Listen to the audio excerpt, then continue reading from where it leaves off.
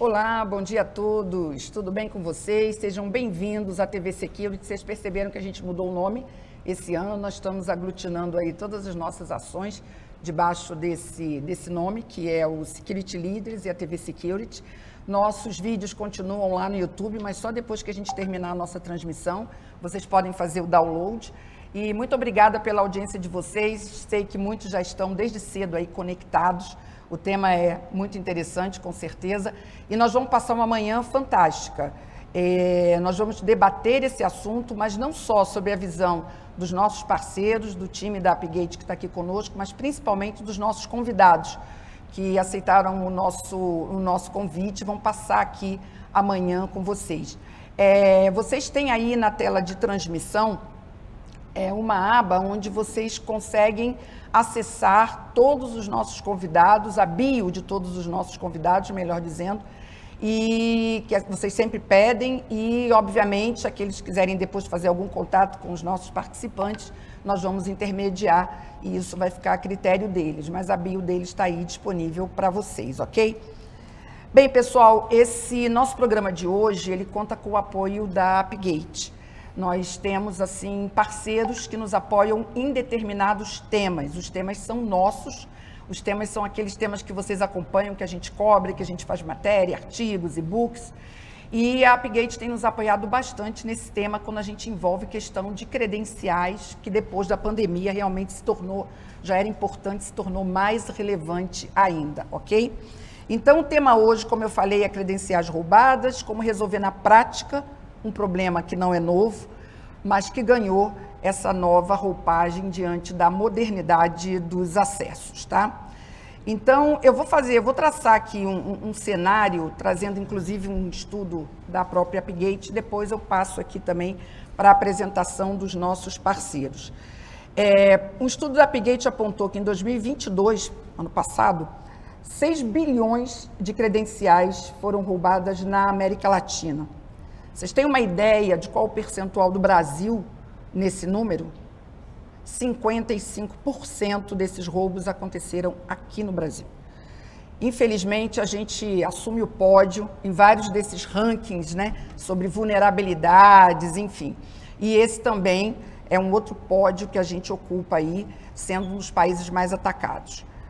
Isso porque tem algumas explicações. O brasileiro é um dos que mais acessa a internet, mais usa aplicativos, com certeza, e isso traz uma maior exposição.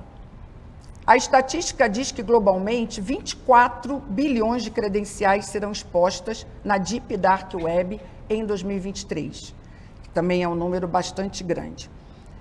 E, por fim, estima-se que a Deep Web tenha movimentado 19 milhões de dólares em 2022 só no Brasil. Um perigo que ronda até mesmo as pessoas físicas, a gente está acompanhando isso, né, no noticiário, inclusive, não só na mídia especializada, como todas as pessoas estão sendo afetadas por esse processo, né? Então, é óbvio que todos os profissionais aqui lidam com esse desafio no dia a dia, mas eu acredito que esse é um tema hoje de utilidade pública, eu quase diria, porque todas as pessoas estão vivenciando esse dia a dia e podem estar expostas, não só como vítimas, né, mas também serem cooptadas. É bom entender a complexidade desse processo.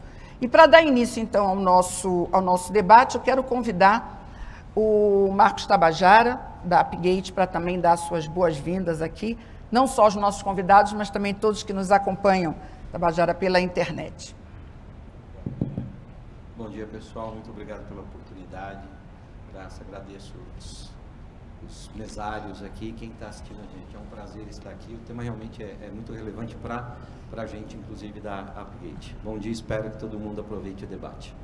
Perfeito. Também temos aqui a presença do Rafael.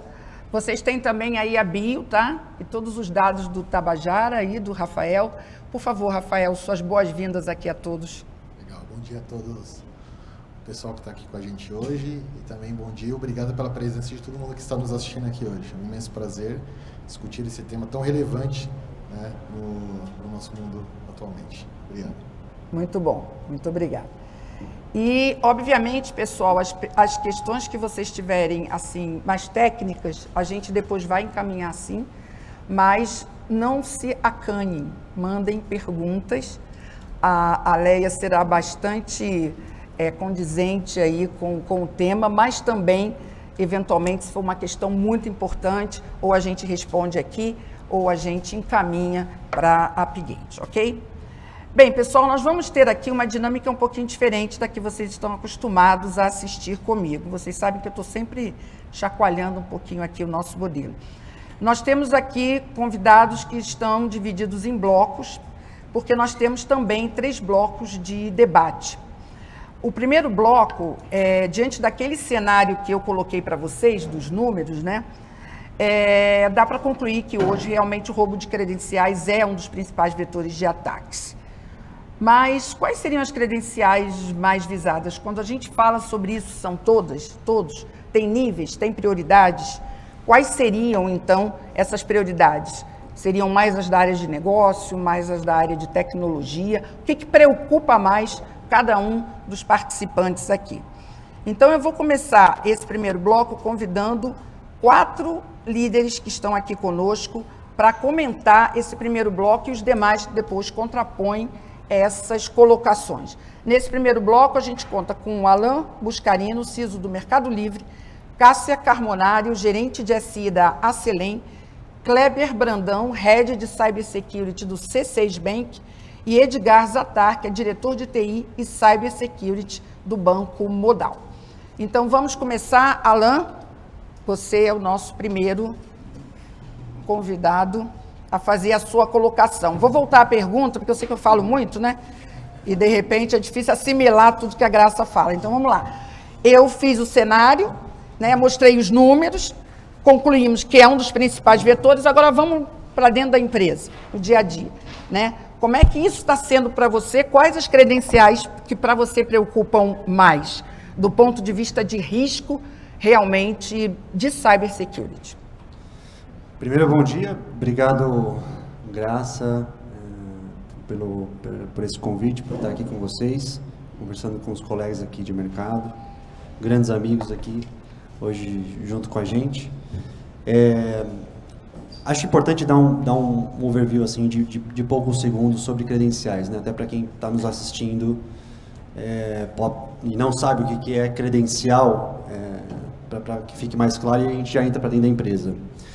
Credencial, basicamente, hoje é um usuário e uma senha, tá? Para ficar muito simples de entender. Hoje todo mundo que acessa algum tipo de recurso na internet ou fora dela tem uma credencial, né? Às vezes você precisa acessar seu banco, você vai precisar de uma credencial para acessar o banco. Você vai acessar seu e-mail, você precisa de uma credencial para acessar seu e-mail. Então, qualquer recurso que exige algum nível de cadastro, né? Ou, por exemplo, você vai comprar um ingresso para um ticket para um show, para um jogo, você precisa cadastrar uma credencial, fazer um cadastro, e esse serviço te provê credenciais para você poder acessar futuramente, né? Fazendo um paralelo dentro do mundo dos negócios e das empresas, a gente tem aqui vários tipos e níveis de credencial, como você comentou, né, Graça? Dependendo do teu escopo de negócio, do que a empresa provê de serviço, tem credenciais de maior risco, credenciais que podem comprometer e indisponibilizar serviços e infraestruturas críticas, ou seja, ocasionar isso na mão de algum atacante, né? Em posse de algum atacante pode ocasionar indisponibilidade desses serviços. E tem credenciais também que os seus clientes utilizam para poder acessar o seu serviço que você disponibiliza, né? Muitas vezes na internet. Então, hoje, dentro do mundo de tecnologia e dentro do nosso escopo, né, de atuação, as credenciais hoje, obviamente, que são utilizadas para acessar serviços internos de cloud, equipamentos de infraestrutura crítica, hoje elas exigem um nível altíssimo de proteção, né, de armazenamento, de monitoramento de acessos, de gestão de privilégios. E também vale mencionar as credenciais que hoje nós oferecemos para os nossos clientes consumirem os nossos serviços, né? Então, para o nosso vendedor, para o nosso comprador, para o usuário do nosso banco digital, para o parceiro que faz integração com os nossos serviços. Seriam as credenciais de terceiros, você fala. Existem também credenciais de terceiros, mas assim, as credenciais hoje que a gente oferece para o cliente poder acessar os recursos, né?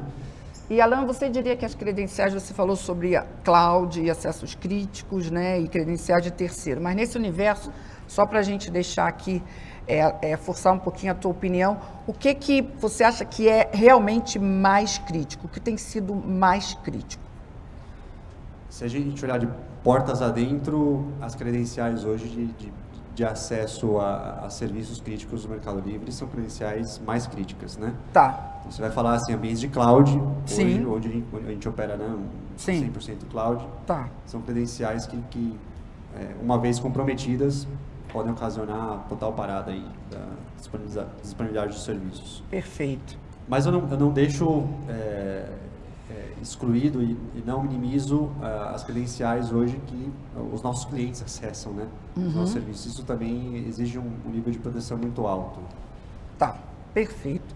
Cássia, queria ouvir você. Saímos, né, de negócios, e é por isso que é legal essa diversidade, né? O Mercado Livre já trouxe cloud, trouxe esse cenário que realmente tem muito a ver com o negócio. Você está na área de energia, né? Uma área também que tem aí um desafio muito grande. Então, queria ouvir você sobre o teu cenário, o que é mais crítico no seu caso. Olá, bom dia, obrigada a todos.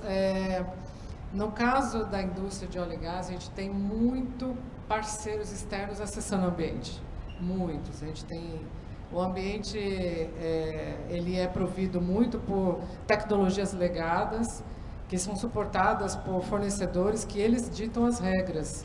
A gente praticamente não tem tanta autonomia assim para mexer num sistema. A gente precisa muito deles. Então, eles têm muito acesso ao nosso ambiente. Então, nessa estrutura, uma das nossas maiores preocupações é justamente esses acessos de parceiros, porque eles são pessoas que dão suporte e manutenção. Então, eles já têm acesso privilegiado. Então, tem que desenhar todo um caminho. Eu sei que não é o momento ainda de falar de controle, né? Mas uma das credenciais para a gente é que a gente já trabalhou logo de cara como que a gente garante que o acesso, né, à rede é restrito e essas senhas e esses privilégios são controlados. É um número bastante grande. Mas, falando bem honestamente, toda vez que a gente fala de empresa e a gente pensa, né, que as credenciais mais importantes são aquelas mais privilegiadas, a gente pode, na verdade, também ver que tem muitas histórias de roubo de identidade simples, com privilégio baixo, cujo atacante conseguiu fazer, então, a elevação de privilégio, fazer o ataque lateral. Então, credencial na parte de cybersecurity é o problema número 1, né? Porque tudo se refere a acesso e a gente já sabe até de histórias de ataques bem-sucedidos que ocorreram, por exemplo, pegando uma senha de serviço, por exemplo, de uma impressora, né? Às vezes a impressora só imprime, aí você fala, não, mas... Ou então o atacante pegou uma prestadora de serviço que presta serviço para você, que tinham as senhas num arquivo texto aberto, né? Então, as credenciais também que são complicadas são as empresas prestadoras de serviço. É o caso, né, de alguns, a gente sabe, né, já teve alguns ataques em empresas de serviço de telecom, de serviço de TI, né? E o outro ataque também, acho que onde a dor de cabeça é maior, é roubar o banco de dados inteiro com as senhas tudo lá dentro, né? Aí pega a credencial toda.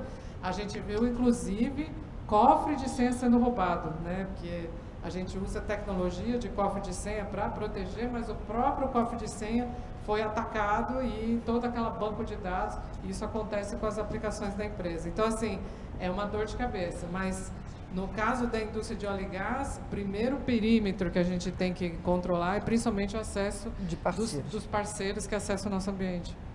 Perfeito. Kleber, já vimos aí uma outra colocação complementar, mas ao mesmo tempo um senão aí da Cássia, que na verdade às vezes a gente está muito preocupado com essas que são, né, privilegiadas ou mais importantes, enfim, do ponto de vista de cyber, de proteção, mas às vezes uma simples também pode causar né, um dano muito grande. Para você, Kleber, na sua área hoje, né, o que você acrescentaria ainda sobre essa preocupação em relação ao tipo de credencial e a forma como ela pode gerar realmente um incidente de segurança? Legal, primeiro, bom dia a todos, obrigado mais uma vez pelo convite.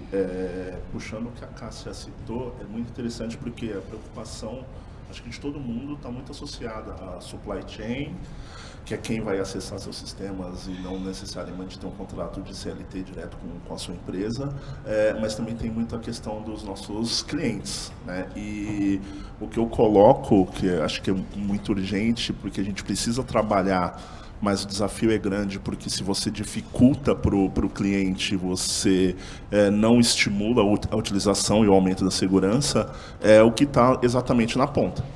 Hoje a gente sabe que senha, acho que é senso comum para o futuro, o senso é morrer a senha e a gente ter outros meios de autenticar. E aí eu acho que a preocupação seria talvez a gente começar a pensar mais em autenticar não só pessoas, mas pessoas, dispositivos e sistemas.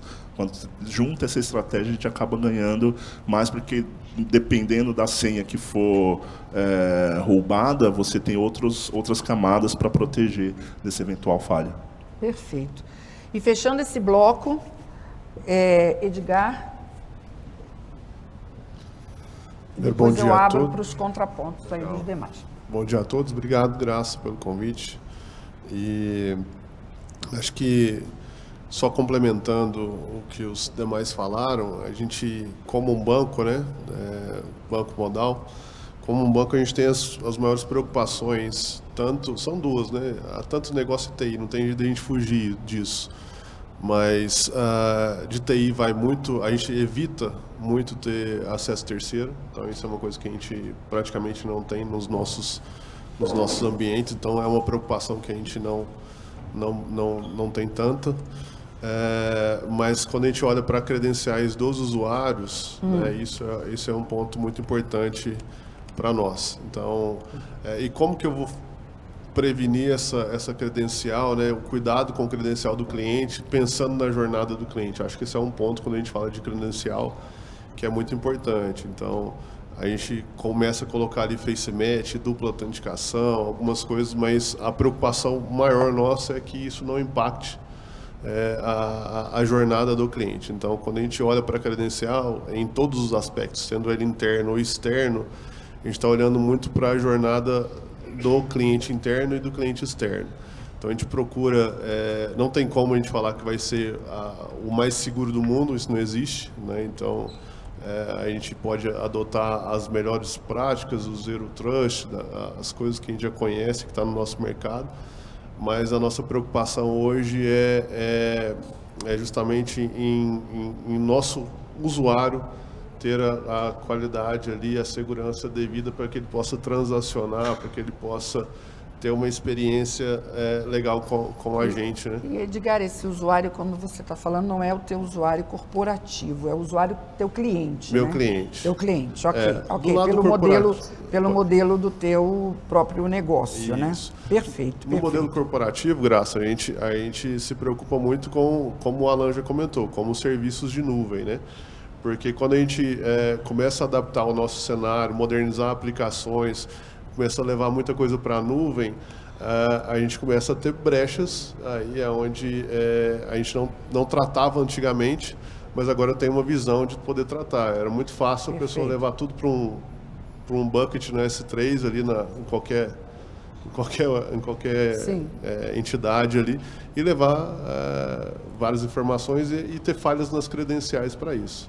Perfeito. Mas a nossa preocupação está nesses dois sentidos. Quando você pergunta o que é mais visado, não tem como separar a linha de negócio da linha tecnológica ali, dos grandes privilégios. É que a gente força um pouquinho aqui só para dar um passinho além e tentar entender para cada negócio aonde que está pegando mais, né?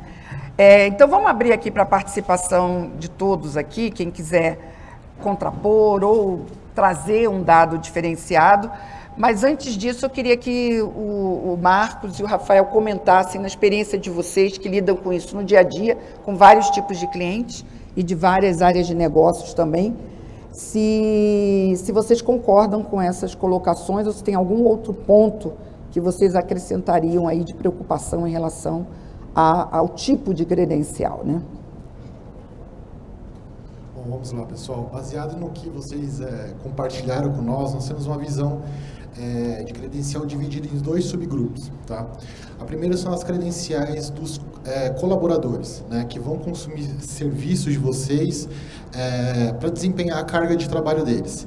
E esse tipo de credencial, a partir da pandemia, né, que a gente teve que adotar uma mobilidade muito maior, acabou sendo muito mais explorada, né? Então se gerou uma superfície de ataque contra esse tipo de credencial muito maior nos últimos anos, né? E para esses tipos de credenciais nós temos impactos enormes, né? Até mesmo inviabilizar o negócio, como por exemplo uma invasão à rede, né? Uma movimentação lateral ali dentro da rede. Um outro subgrupo que nós vemos de credenciais são para os tipos de negócio que expõem seus canais na internet, né, como bancos, corretoras, serviços, e-commerce. E esse tipo de credencial já vem sendo explorado há muitos anos, né? E é uma dor de cabeça para todo mundo aqui, né? Esse tipo de credencial, o vazamento, né, o roubo dela, gera impactos financeiros também, né? E também para a marca.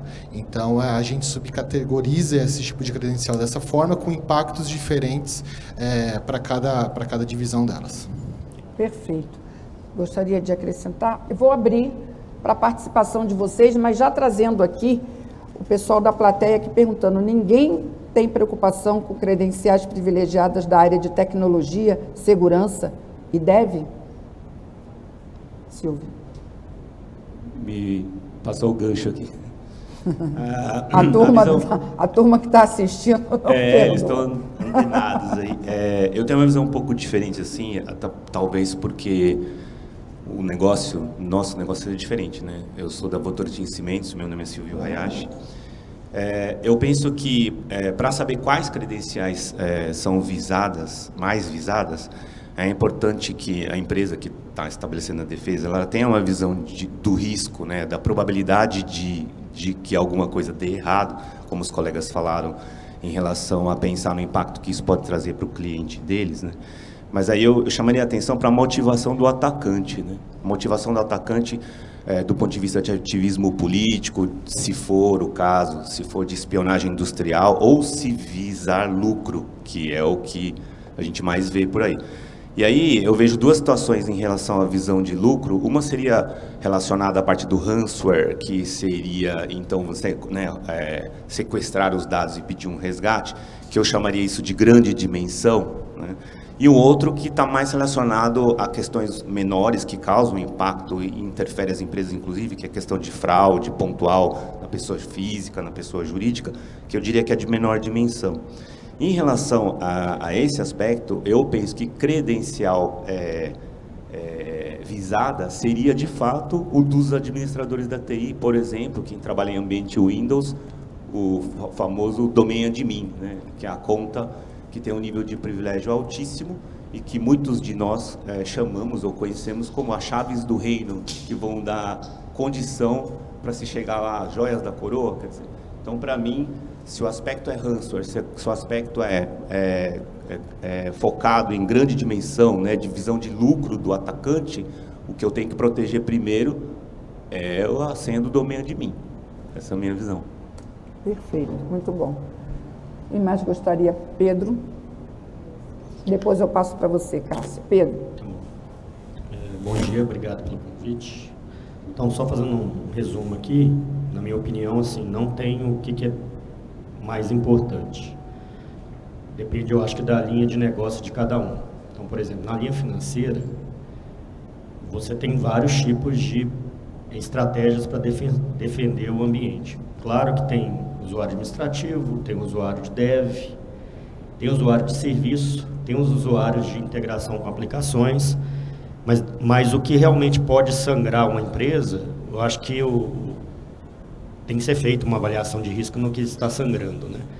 Mas o que eu vejo na área financeira, o que realmente hoje é crítico, são as credenciais do cliente. As credenciais do cliente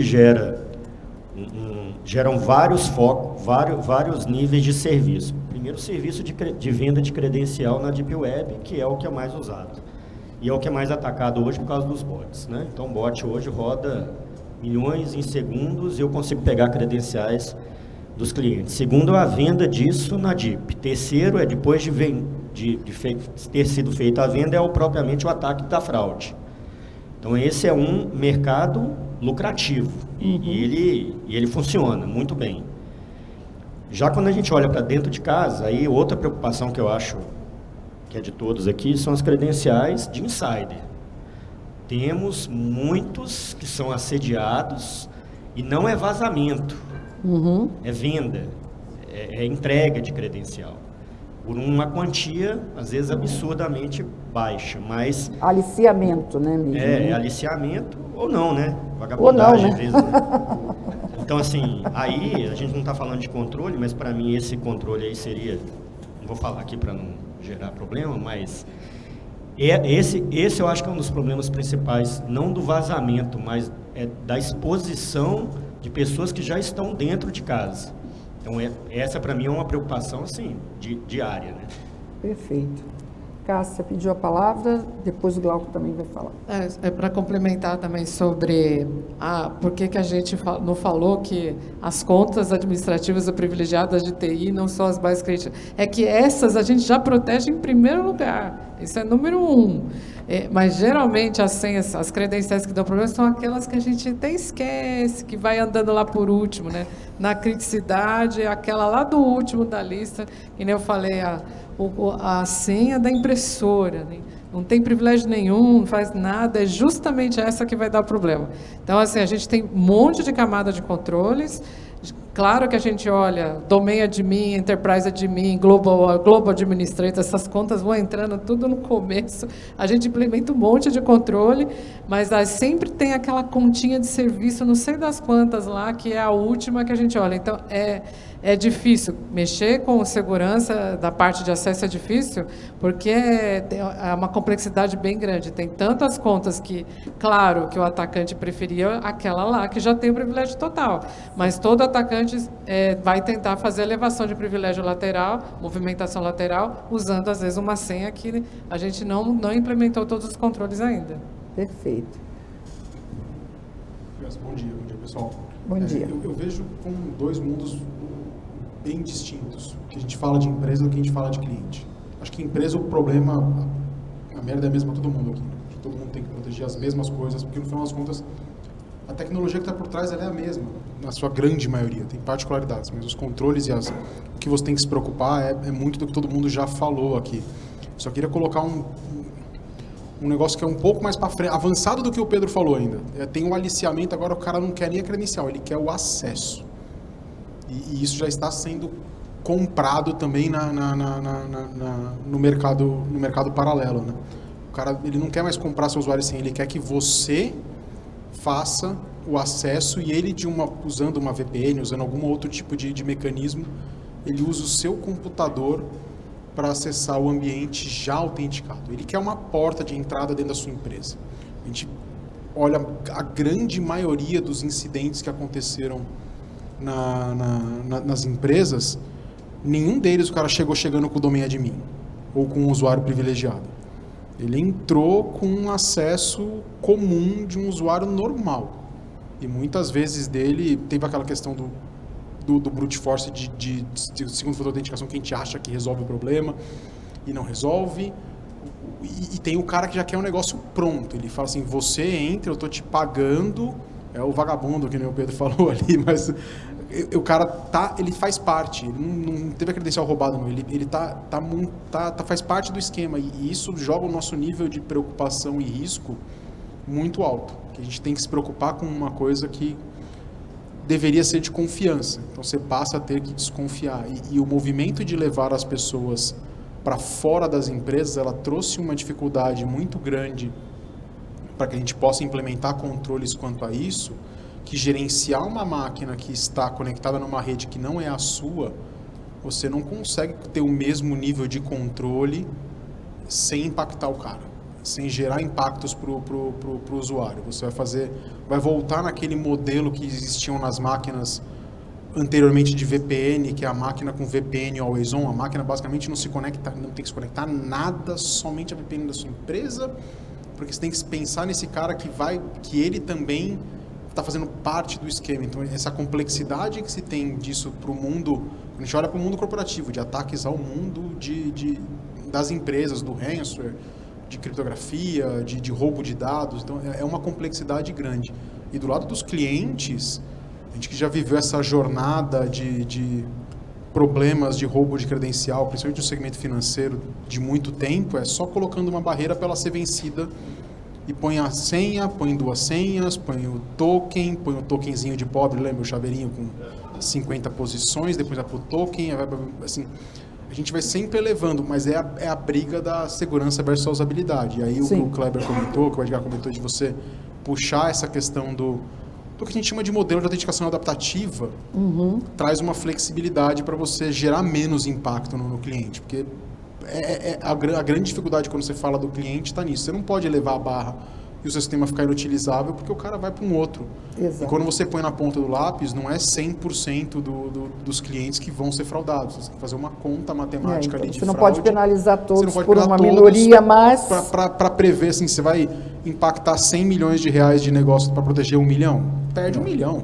Faz parte do jogo. A gente tem que, como profissional de segurança, também entender essa maturidade e mapear e definir as fronteiras, ali, os limites que a gente pode apertar e quando que a gente tem que apertar os controles, tanto para dentro quanto para fora. Perfeito. Graças.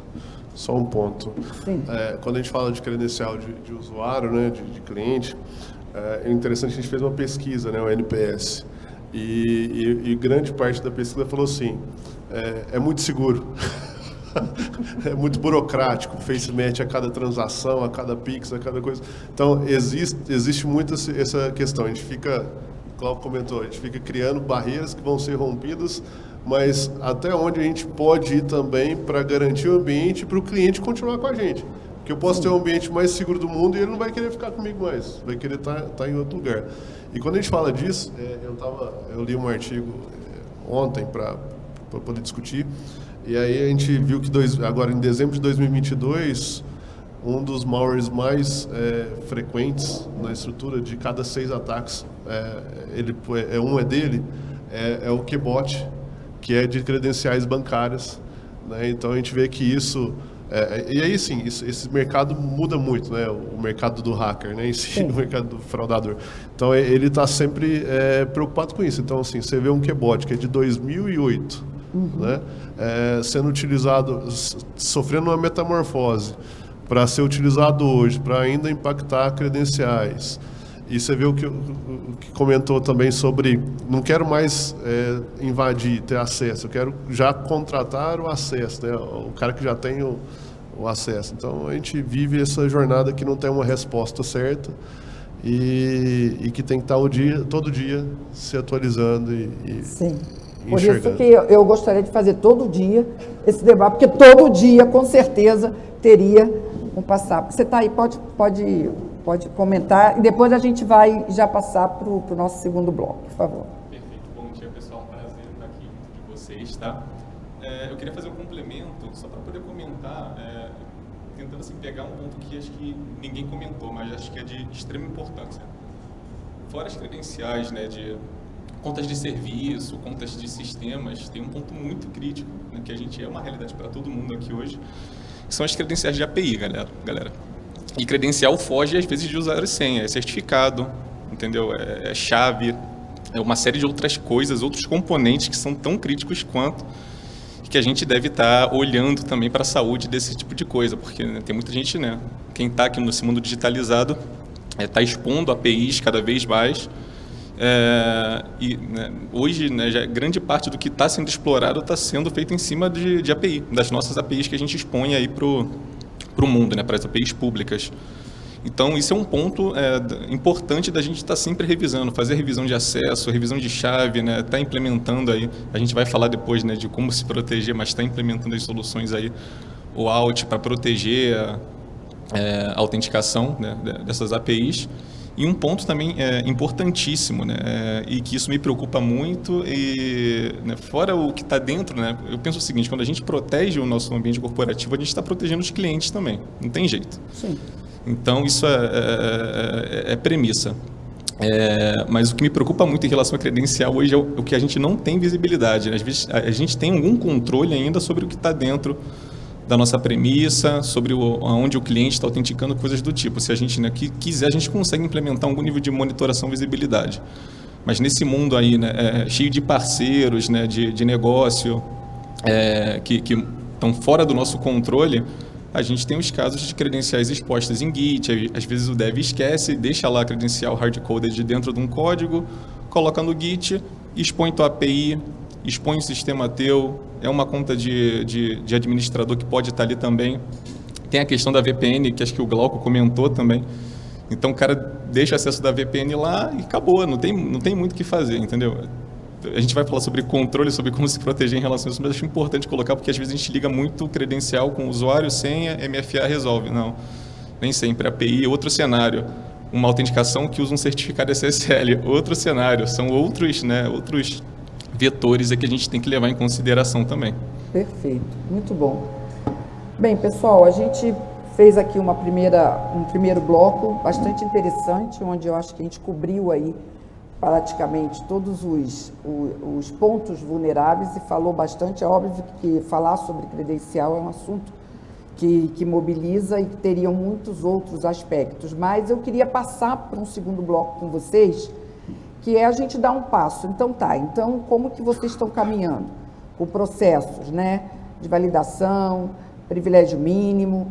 Muitos aqui já estão perguntando sobre senha master, se vocês adotam esse modelo, e por que é tão difícil partir para esse contexto.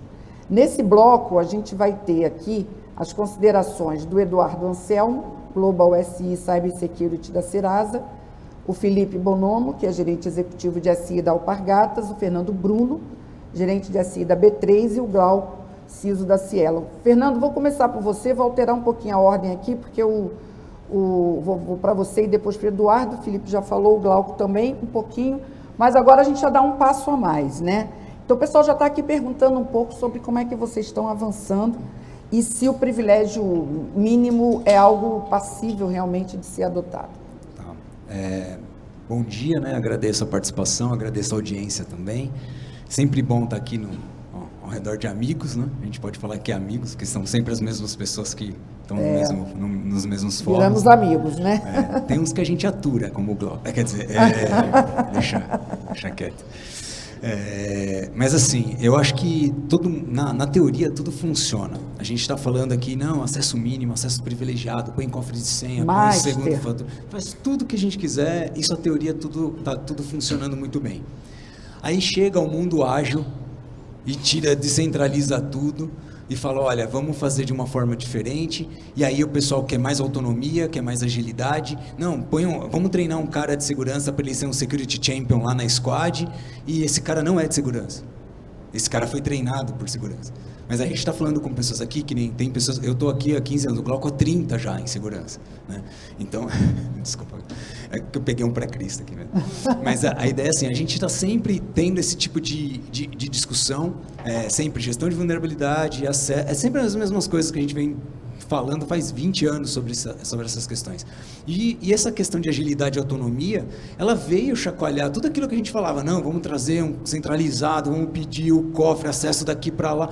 A gente vai fazer isso, mas na hora do dia a dia, na hora que não é o meu mundo, mas na hora da Black Friday, o negócio é bagunçado. Na hora que a gente está tendo alguma promoção, ou quando a gente está tendo um cenário político diferenciado, tudo isso muda. Né? A necessidade vai fazer a gente de uma forma diferente. Então, eu acredito bastante nessa questão de acesso mínimo. Eu acho lindo aquelas matrizes SOD, acho lindo. Só acho que é difícil. Quando você começou a fazer, você já está desatualizado. Né? Então, assim, a gente já está com um monte de coisa. Então, assim, eu acho muito difícil esse caminho, né? Eu acho muito bonito o acesso mínimo, mas eu acho que é muito difícil porque as áreas estão pedindo autonomia, você já não tem mais uma área de segurança, você tem uma equipe que tem que ter essa responsabilidade de segurança. E aí essa responsabilidade de segurança, a gente tem que trabalhar para isso, para eles saberem lidar com isso, né? E uma coisa que é muito difícil para mim, Graça, e eu acho que a gente exige um comportamento das pessoas no mundo corporativo diferente do que elas têm na vida pessoal delas. O primeiro erro está aí. A gente chega para o cara e fala, não, você tem que acessar acesso mínimo, você vai acessar um cofre e tal, não sei o quê. Na casa dele é uma bagunça, a rede dele todo mundo acessa na casa dele, o vizinho chega, tem a senha dele, a visita chega ali, não tem uma senha de visitante. O comportamento da minha casa vai refletir na empresa, e a gente quer que da empresa reflete na nossa casa. A gente tem que ser alguma coisa natural. Eu tenho que, dentro da minha casa, usar um cofre de senha. Minha filha, com 12 anos, ela tem um cofre de senhas. Ela usa. E quantos filhos aqui usam? Então, assim, a gente tem que fazer isso desde lá de trás, porque o meu comportamento na minha vida pessoal vai refletir no corporativo. A gente faz um forceps. Aí o cara chega na casa dele, ele tem uma senha para ele repete a senha, no máximo ele põe um arroba e vai trocando o teclado ali para ele não esquecer, mas é o que ele faz no dia a dia. Então, assim, como que eu vou exigir que ele tenha acesso mínimo, privilegiado, que ele faça o cofre de senha, que ele ponha a carinha, que ele faz um hang loose? Não importa o que ele faça, se na casa dele ele vai fazer tudo diferente, porque ele não tem essa cultura. Então a gente tem que mudar essa cultura, as pessoas têm que mudar essa mentalidade na sua vida pessoal para trazer para o corporativo. Senão é batalha perdida, já joga a toalha porque a autonomia e a agilidade vai matar o seu negócio. Perfeito. Eu vou passar para você, Eduardo, e depois eu quero ouvir o Felipe e o Glauco. Eu estou acompanhando aqui, vocês estão falando, e eu estou acompanhando aqui a plateia, né? E vou puxar aqui uma colocação que o Fernando fez. Acesso mínimo, muito difícil esse caminho. As áreas estão pedindo, né, cada vez mais domínio. Ele falou sobre o mundo ágil. E a plateia que está acompanhando também está falando se isso não é uma coisa do passado, da segurança do passado. Hoje, como que você estabelece? Muitos aqui falaram, você estabelece hoje, daqui a sei lá quanto tempo, talvez até 2 minutos depois, você já tenha que rever. Então, será que não tem que rever esses modelos de... Opa, estou numa microfonia aqui. Será que não tem que vocês, líderes de segurança, rever alguns métodos que funcionaram, mas que hoje realmente não funcionam mais? Esse é um bom ponto. Bom dia, pessoal. Bom dia. Esse é um bom ponto, porque antigamente a gente sempre falava de guardrails, né, para a questão de acesso. Vamos colocar eles num corredor e ter aquele privilégio mínimo. É difícil esse desafio da gente ser um pouco mais flexível nessa jornada, mas pensar no provisionamento de jornada por squad também é uma possibilidade. Uma abordagem poderia ser, por exemplo, a gente pensar em modelos de negócio, né, conceitos de role-based access para squad, né? É uma coisa que a gente tem adotado, pelo menos nesse começo, a gente está testando ainda, né? Mas tem dado um bom resultado, né? Porque a gente pensa na jornada como um todo, aquela squad que junta para uma determinada entrega, né? Olhando o time to market, espalham, novamente montam squads diferentes. Ok, vamos fazer aquela função para aquele determinado tipo de entrega. Olhando para isso, a gente começa desde o onboarding, né? O onboarding do profissional para a gente faz diferença. E a gente tirar, né? A gente discute bastante sobre a questão de profissionais, que é escasso no mercado, principalmente profissionais qualificados, que não caem no aliciamento, de repente. Uma forma é a automação, né? Vamos tirar o fator humano do fluxo. O RBAC não vai ter privilegiado. Depois, no segundo momento, você pede para uma outra automação para ter esse acesso privilegiado. Então, você começa a ter um ciclo de vida mais ou menos bem amarradinho. Um outro ponto é ter a monitoração. Qual que é a análise comportamental que está tendo em relação àqueles privilégios? Tanto o usuário não privilegiado, e é legal esse ponto da API, né? Porque também dá para se colocar mais ou menos nesse corredor. Mas, de uma certa forma, qualquer comando que você dê fora da curva, né? Ou você perceba um comportamento um pouco distópico, você já pode entrar com um processo de resposta a incidentes. Então, essa amarração toda e olhando para a higienização, entendo que é fundamental, né? E olhar a necessidade de negócio é desafiadora, mas é inevitável, né? Então, estudar, descer no chão de fábrica, olhar a necessidade da squad é fundamental. Perfeito. Glauco, o que já funcionou e hoje para você acha que nessa questão não funciona mais? Eu acho que a lenda do Zero Trust é a que não funciona. Já começa, já que você falou que era para dar uma polemizada, a gente polemiza com algumas coisas. Sim, fogo no parquinho. Não existe isso, assim, principalmente para quem tem legado. Não se faz Zero Trust em legado, você não consegue fazer isso. É utópico achar que você vai chegar nesse ponto. Quiçá quem está começando uma empresa agora, talvez consiga implementar o Zero Trust, que na verdade é o que a gente falava do tal do need to know, né? Só dá outros nomes para as coisas. O acesso mínimo. Eu acredito que o acesso mínimo, ele não morreu não. Ele tem que ser implementado. Porque é muito bacana pro pessoal de dev, todo mundo, a liberdade, flexibilidade, eu faço o que eu quero, a hora que der merda, quem se ferra são os pelegos aqui. Esses bonitões não aparecem na hora do problema. E a gente tem que convencer, e é fácil de convencer. O pessoal de tecnologia, o CTO, esses caras, sobre o impacto, hoje em dia é mais fácil. E a necessidade de colaboração que eles têm que ter, a responsabilidade que eles têm que ter. Quer dizer, você, de acordo com o que o pessoal está questionando aqui, quer dizer, você acha que acesso mínimo, que sempre foi uma coisa tradicional na segurança, ele continua sendo... Tem que ser, Graça, não dá. Assim, a gente vive uma realidade hoje pior do que a gente já vivia quando a gente pedia acesso mínimo lá atrás. Assim, você quer dar domain admin para todo mundo, quer dar acesso administrador para todo mundo, o cara faz o que ele quiser, sou sóbrio, sua empresa vai ser atacada e vai ser rápido, e vai ser catastrófico. Assim, enquanto você não tiver controles, lógico, você não pode inviabilizar o trabalho deles. Mas conversa com o dev e fala assim, esse é o caso clássico, eu quero admin local. Você quer admin local para quê, bonitão?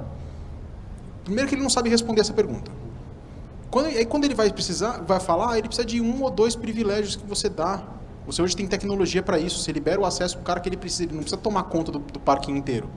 Ele tem aquela chavinha ali, vida que segue na produção, é a mesma coisa.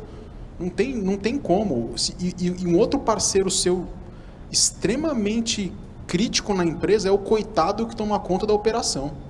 Porque o dev toca o terror, o negócio entra na produção, derruba tudo e o cara da infra vai se ferrar para responder incidente.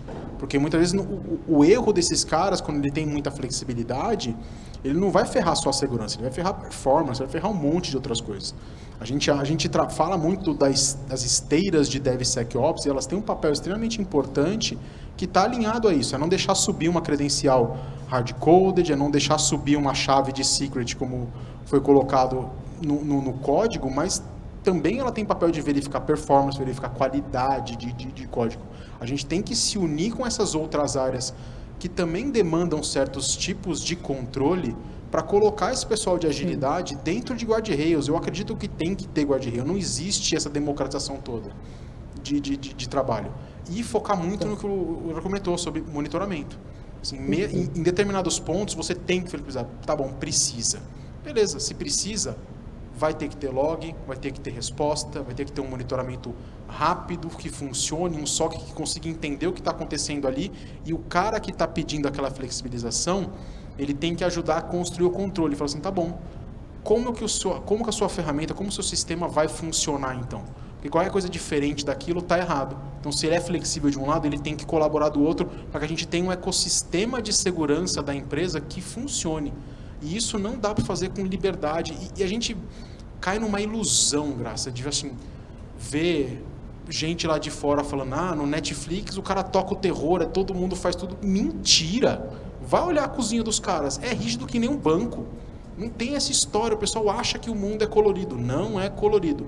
As empresas grandes, elas falam muita coisa, mas por trás ali tem trabalho muito sério, muito controle, muito guardrail bem definido, para o cara poder trabalhar, mas não tem como. O acesso mínimo, eu acredito que ainda continua sendo um dos grandes pilares que todo mundo tem que implementar para tudo, senão é só esperar o problema, porque ele vai acontecer. Tá certo. Para complementar esse bloco, Felipe, eu vi que enquanto o Glauco estava aqui falando, né, do acesso mínimo, você estava concordando aí. Eu queria que você falasse um pouco, porque o pessoal está questionando aqui justamente isso, né? Se em determinados segmentos, principalmente quem está envolvido com e-commerce, com muitas aplicações, e o desenvolvimento e a agilidade com que tudo isso está acontecendo no mundo dos negócios realmente está sendo muito impactante. Vocês têm uma área além de indústria, vocês também têm uma participação Alpargatas forte, como, né, uma marca líder, comércio e tudo. Então, eu queria que você falasse um pouquinho sobre isso, né? Sobre como levar esses controles e como o acesso mínimo pode ser trabalhado num ambiente com esse nível de dinâmica. Exatamente. Na Alpargatas a gente tem um triplo desafio ali, né? Que é o da indústria, né? O do retail, do varejo e o dos canais digitais, né? Então a gente hoje tem e-commerces espalhados aí em diversas regiões globais, né? Hoje são mais de 40 e-commerces aí ao redor do mundo vendendo as sandálias e os outros produtos ali da Havaianas, né? Da Havaianas.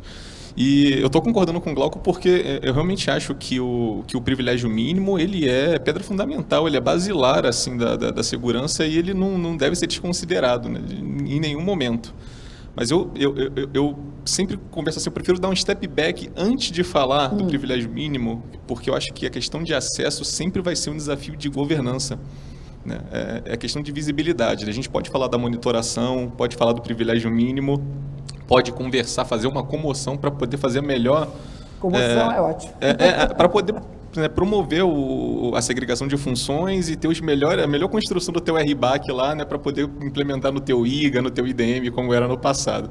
Só que o que me preocupa muito é o que foge da nossa visibilidade, é o que a gente está, né, sem o controle, sem visibilidade. Então hoje a gente tem Shadow IT, tem um monte de serviços SaaS aí espalhados. E um dos problemas dos desafios da digitalização, esse é o principal, porque uma área de negócio, uma squad específica escolhe ir para um SaaS que não está passando pelo teu controle. Se tu não tiver ali alguma solução de CASB, alguma coisa para detectar, vai passar batido. Se ele não tiver acessando da máquina corporativa, pior ainda, porque aí tu não vai ter visibilidade mesmo.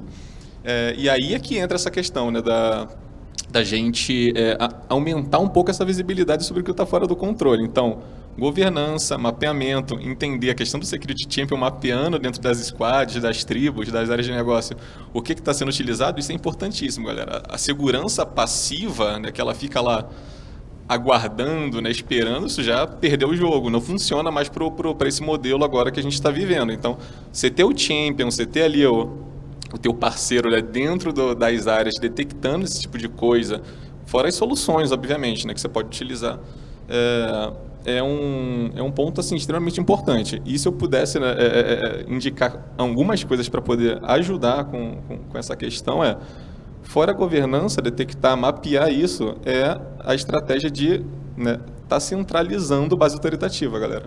Então, o risco hoje imenso ainda é você ter base local, base isolada, aplicação usando conta local.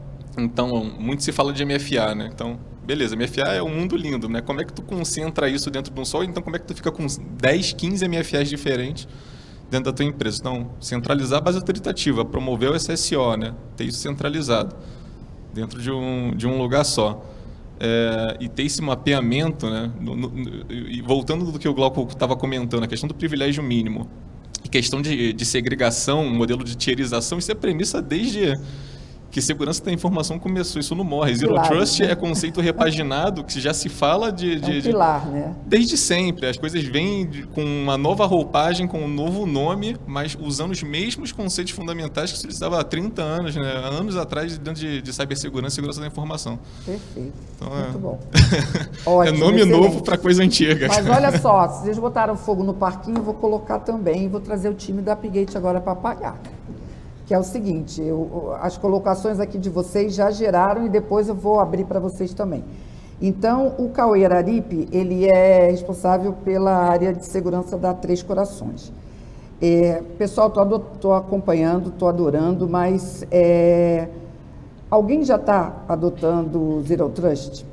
Realmente ele gera transformação positiva e facilita a gestão? PS, adorei a colocação do Glauco, mas dá para generalizar assim? Essa é boa, hein? Obrigada, Cauê. Respirar fundo primeiro, né? Só faz um favor, estica o braço aí, Glauco, para ver se você chega em mim, porque aí, se o braço não chegar, eu tô salvo. Alguns princípios eu entendi aqui na conversa de todo mundo e conversando com outros clientes. São problemas conhecidos para um mundo novo, transformação digital, squad, mas abrindo mão dos pilares de segurança. Né? Então, quando a gente pega Zero Trust, é como foi com virtualização. Quando nasceu a virtualização, a gente já conhecia isso em mainframe. Era o princípio Então, o processo de Zero Trust, que aliás tem uma camada que gerou uma confusão muito grande, porque é muito amplo e hoje todo mundo fala que tem alguma coisa de Zero Trust, mas os princípios de privilégio mínimo, validar antes de conectar e revalidação contínua dessa confiança, são as bases do que a gente realmente já tinha lá atrás, com uma roupagem nova, com um nome bonito que veio do Forrester, em 2011, mas só começou a rodar mesmo na pandemia, mas de 2011 para 2018 e 2020, ninguém falava praticamente disso. Então, sim, existem princípios no conceito de Zero Trust, lembrando que é um framework, não é uma solução única, não é um serviço único, é um conceito. Servem, sim, mas principalmente nesse caminho de retomar o processo do tripé ou da base de segurança da informação, que é o que a gente está falando aqui, ó, legal, a squad é legal, não, volta para cá. Legal, agilidade, tudo, essa questão do time to market, que o processo ágil veio para fazer isso, né? Lança aí a aplicação. Levantou a aplicação, você escaneou a aplicação, fez um teste, não vai que precisa faturar. Então, isso trouxe uma nova dinâmica, mas no final é o que o Glauco falou, na hora do incidente, todo mundo se esconde, encosta na parede, mas fica exposto aos pelegos de segurança da informação. Então, sim, tem uma base muito boa no conceito de Zero Trust, mas não é definitivo, melhora. Mas tem um ponto que eu vejo aqui, que Zero Trust também trata muito, é você usar o que você já tem. Porque fica claro aqui que você tem centros de excelências, do ponto de vista de processos e também de tecnologia. Só que eles têm uma característica de ilhas de excelência.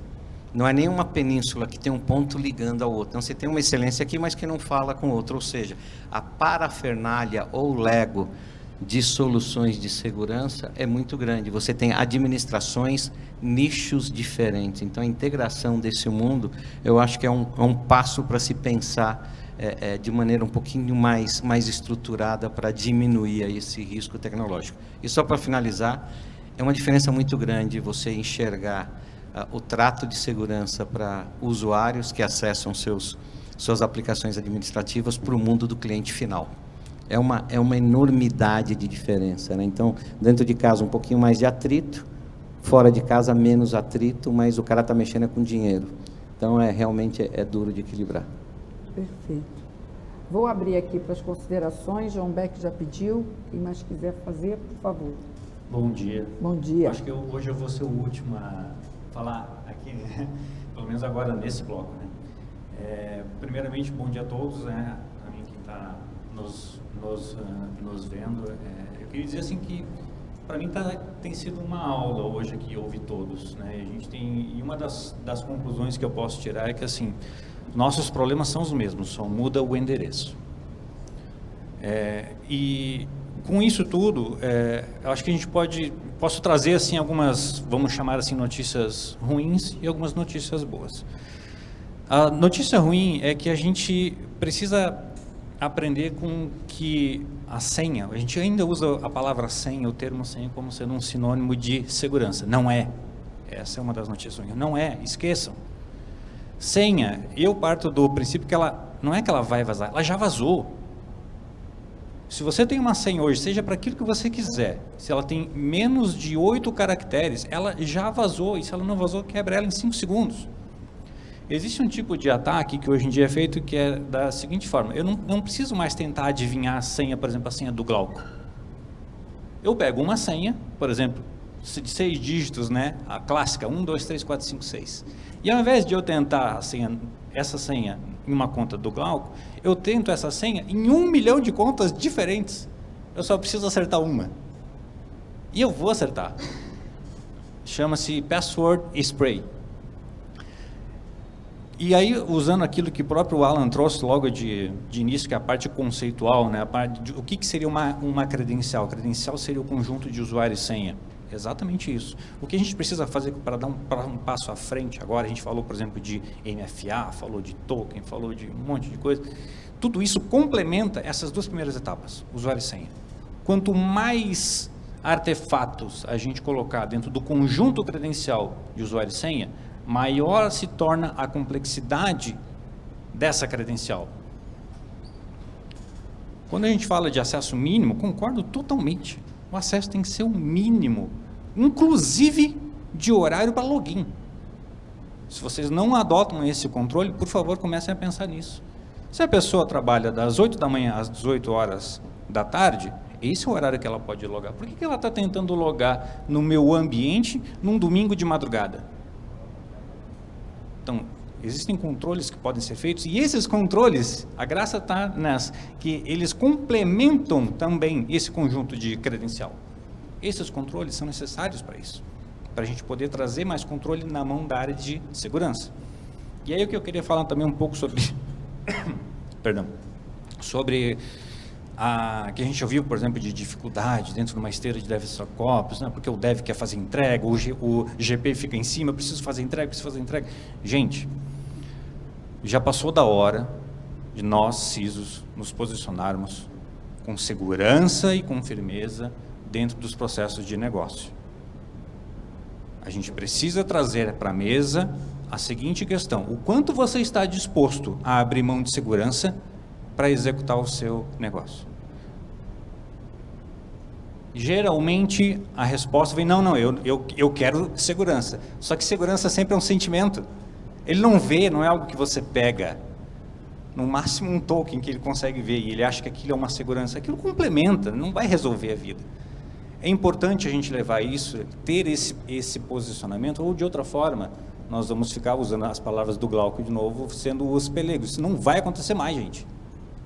A gente precisa sim levar as questões de segurança, as boas práticas, acesso mínimo, SOD, importante sim, porque SOD também é uma camada de segurança que faz parte lá do início da credencial. Quem imputa a nota não pode ser quem aprova, meu amigo. Então a gente precisa trazer esses conceitos básicos. Não estamos nem falando de Zero Trust aqui, tá? Estamos falando de coisa mínima, básico. A senha foi inventada dentro dos termos que a gente usa hoje, aqui da forma como a gente usa hoje, em 1961. São 62 anos que a gente usa a mesma forma para se autenticar. Quer ver uma coisa muito interessante? Existe uma tecnologia hoje chamada passwordless, sem senha. Como é que você vai explicar, por exemplo, eu venho de bancos, como é que você vai falar para o seu cliente que ele vai poder fazer uma transação, fazer um Pix, por exemplo, sem senha? Qual que é a primeira coisa que vem na mente dele? Não tem segurança. Porque ele liga a palavra senha à segurança. Então a senha ela vai continuar existindo por muito e muito tempo ainda.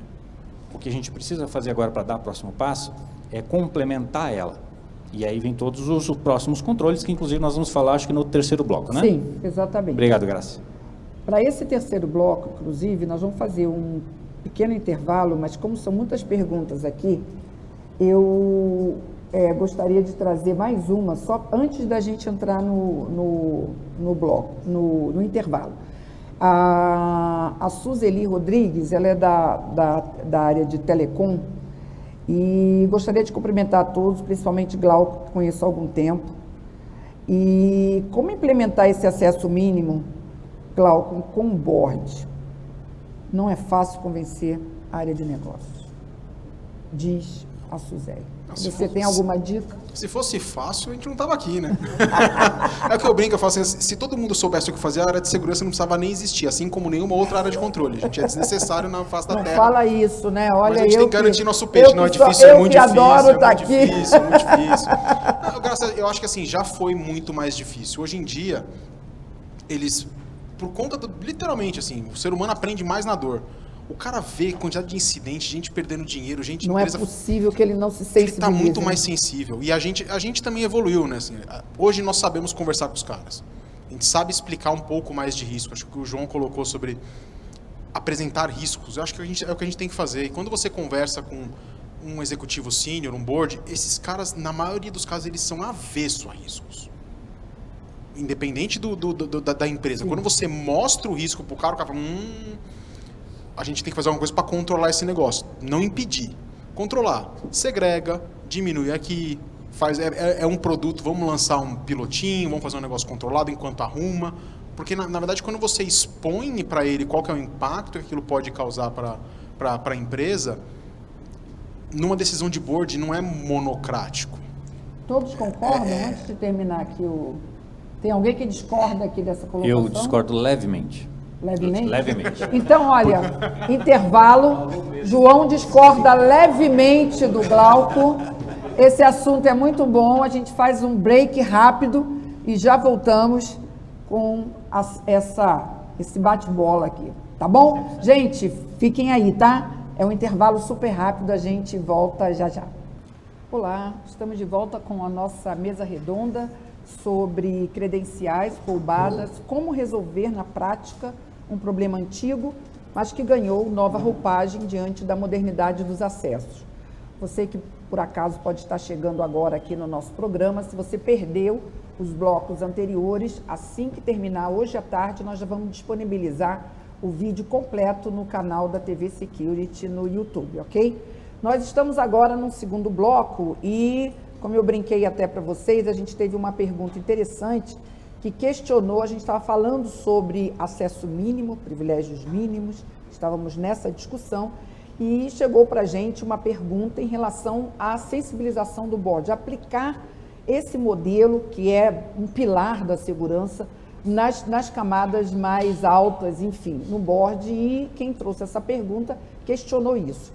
O Glauco foi provocado, respondeu, mas o João Beck disse que concordava levemente, discordava levemente. Então, nós paramos exatamente nesse ponto. Então, eu abro para você fazer a sua colocação e explicar para a gente o quão leve é a sua discordância. Uma das coisas que, no ponto onde eu discordo levemente, porque assim o Glauco falou em relação a gente eventualmente levar tomadas de decisões para o board. E o próprio Glauco falou uma coisa muito, muito bacana e tem total razão nisso, e nesse ponto eu concordo muito com ele, é que o board ele não quer saber disso. Ele não quer saber disso, ele quer saber o seguinte: estou com o meu negócio seguro? Estou falando de parque de tecnologia, o meu negócio está seguro? Essa é a nossa função. Nossa função é manter o negócio seguro. Impulsionar os negócios também através de camadas de segurança. Essa é a nossa função, é isso que a gente precisa fazer. Então, toda vez que a gente... E aí é o ponto que eu discordei. Toda vez que a gente leva questões de segurança para uma tomada de decisão do board, se vai usando o seu exemplo de antes, né, de vamos usar Zero Trust, que raios é Zero Trust? Que raios é MFA? O cara não quer saber disso. Então, assim, esse é o ponto onde eu discordo, porque eu acho que, nesse ponto, os tomadores de decisões precisam ser os CISOs. Dentro de uma estratégia alinhada ao que o negócio está querendo fazer em termos de futuro. Não adianta eu querer puxar demais questões de segurança que eu vou atravancar o negócio. Não vamos jamais colocar a ISO embaixo do braço e sair aplicando tudo, achando que isso é segurança. Não é. Não é. A gente precisa aplicar aquilo que é relevante para o negócio. Então, tomadas de decisões técnicas, na minha opinião, não devem ser levadas para o board. Você vai ser o eterno menino da informática que cuida de segurança. A gente precisa passar esse nível, tá? Estou falando em termos gerais, a gente precisa elevar isso e começar a tratar de negócio junto com o board, e não de coisas técnicas. Perfeito. Graça, rapidinho, eu acho que o João falou o ponto, eu concordo, não é levar coisa técnica. Se levar coisa técnica está errado, você tem que levar na linguagem de negócio. Mas quem decide não é o CISO, quem decide é o executivo da empresa.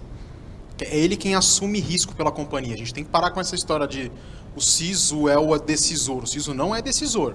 Quem decide é quem está no contrato social e quem responde pelo negócio da empresa. O nosso papel é, vamos lá, o risco é esse, não é DLP, sigla, patavinas. O que pode acontecer e o que dá para fazer. No impasse, vocês decidam, porque são vocês que são responsáveis pela empresa. Acho que o papel do board é esse, a gente tem que educar eles para que eles tomem a decisão correta, mas lógico, levando de uma forma que eles entendam. Na linguagem. Ser o Google Translator, né? Bem, pessoal, vamos passar para o nosso terceiro bloco, mas a gente já tocou nesse assunto, com certeza.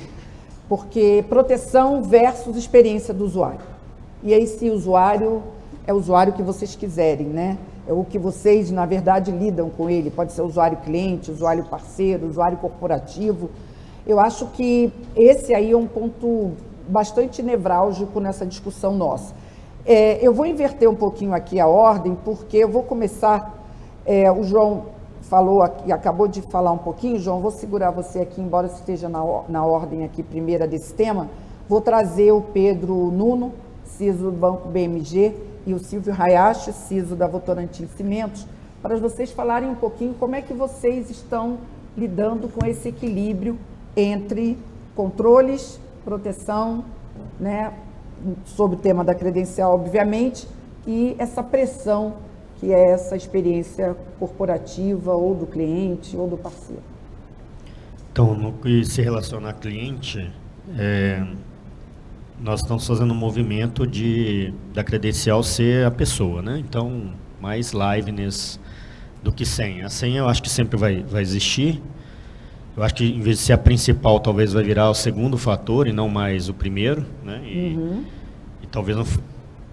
Geralmente, senha de aplicativo de banco não é uma senha segura, né? São 4, 6 dígitos simples de você invadir. E é o que é mais fácil de vazar a credencial. Mas quando você entra com transacional e liveness, fica mais fácil, né?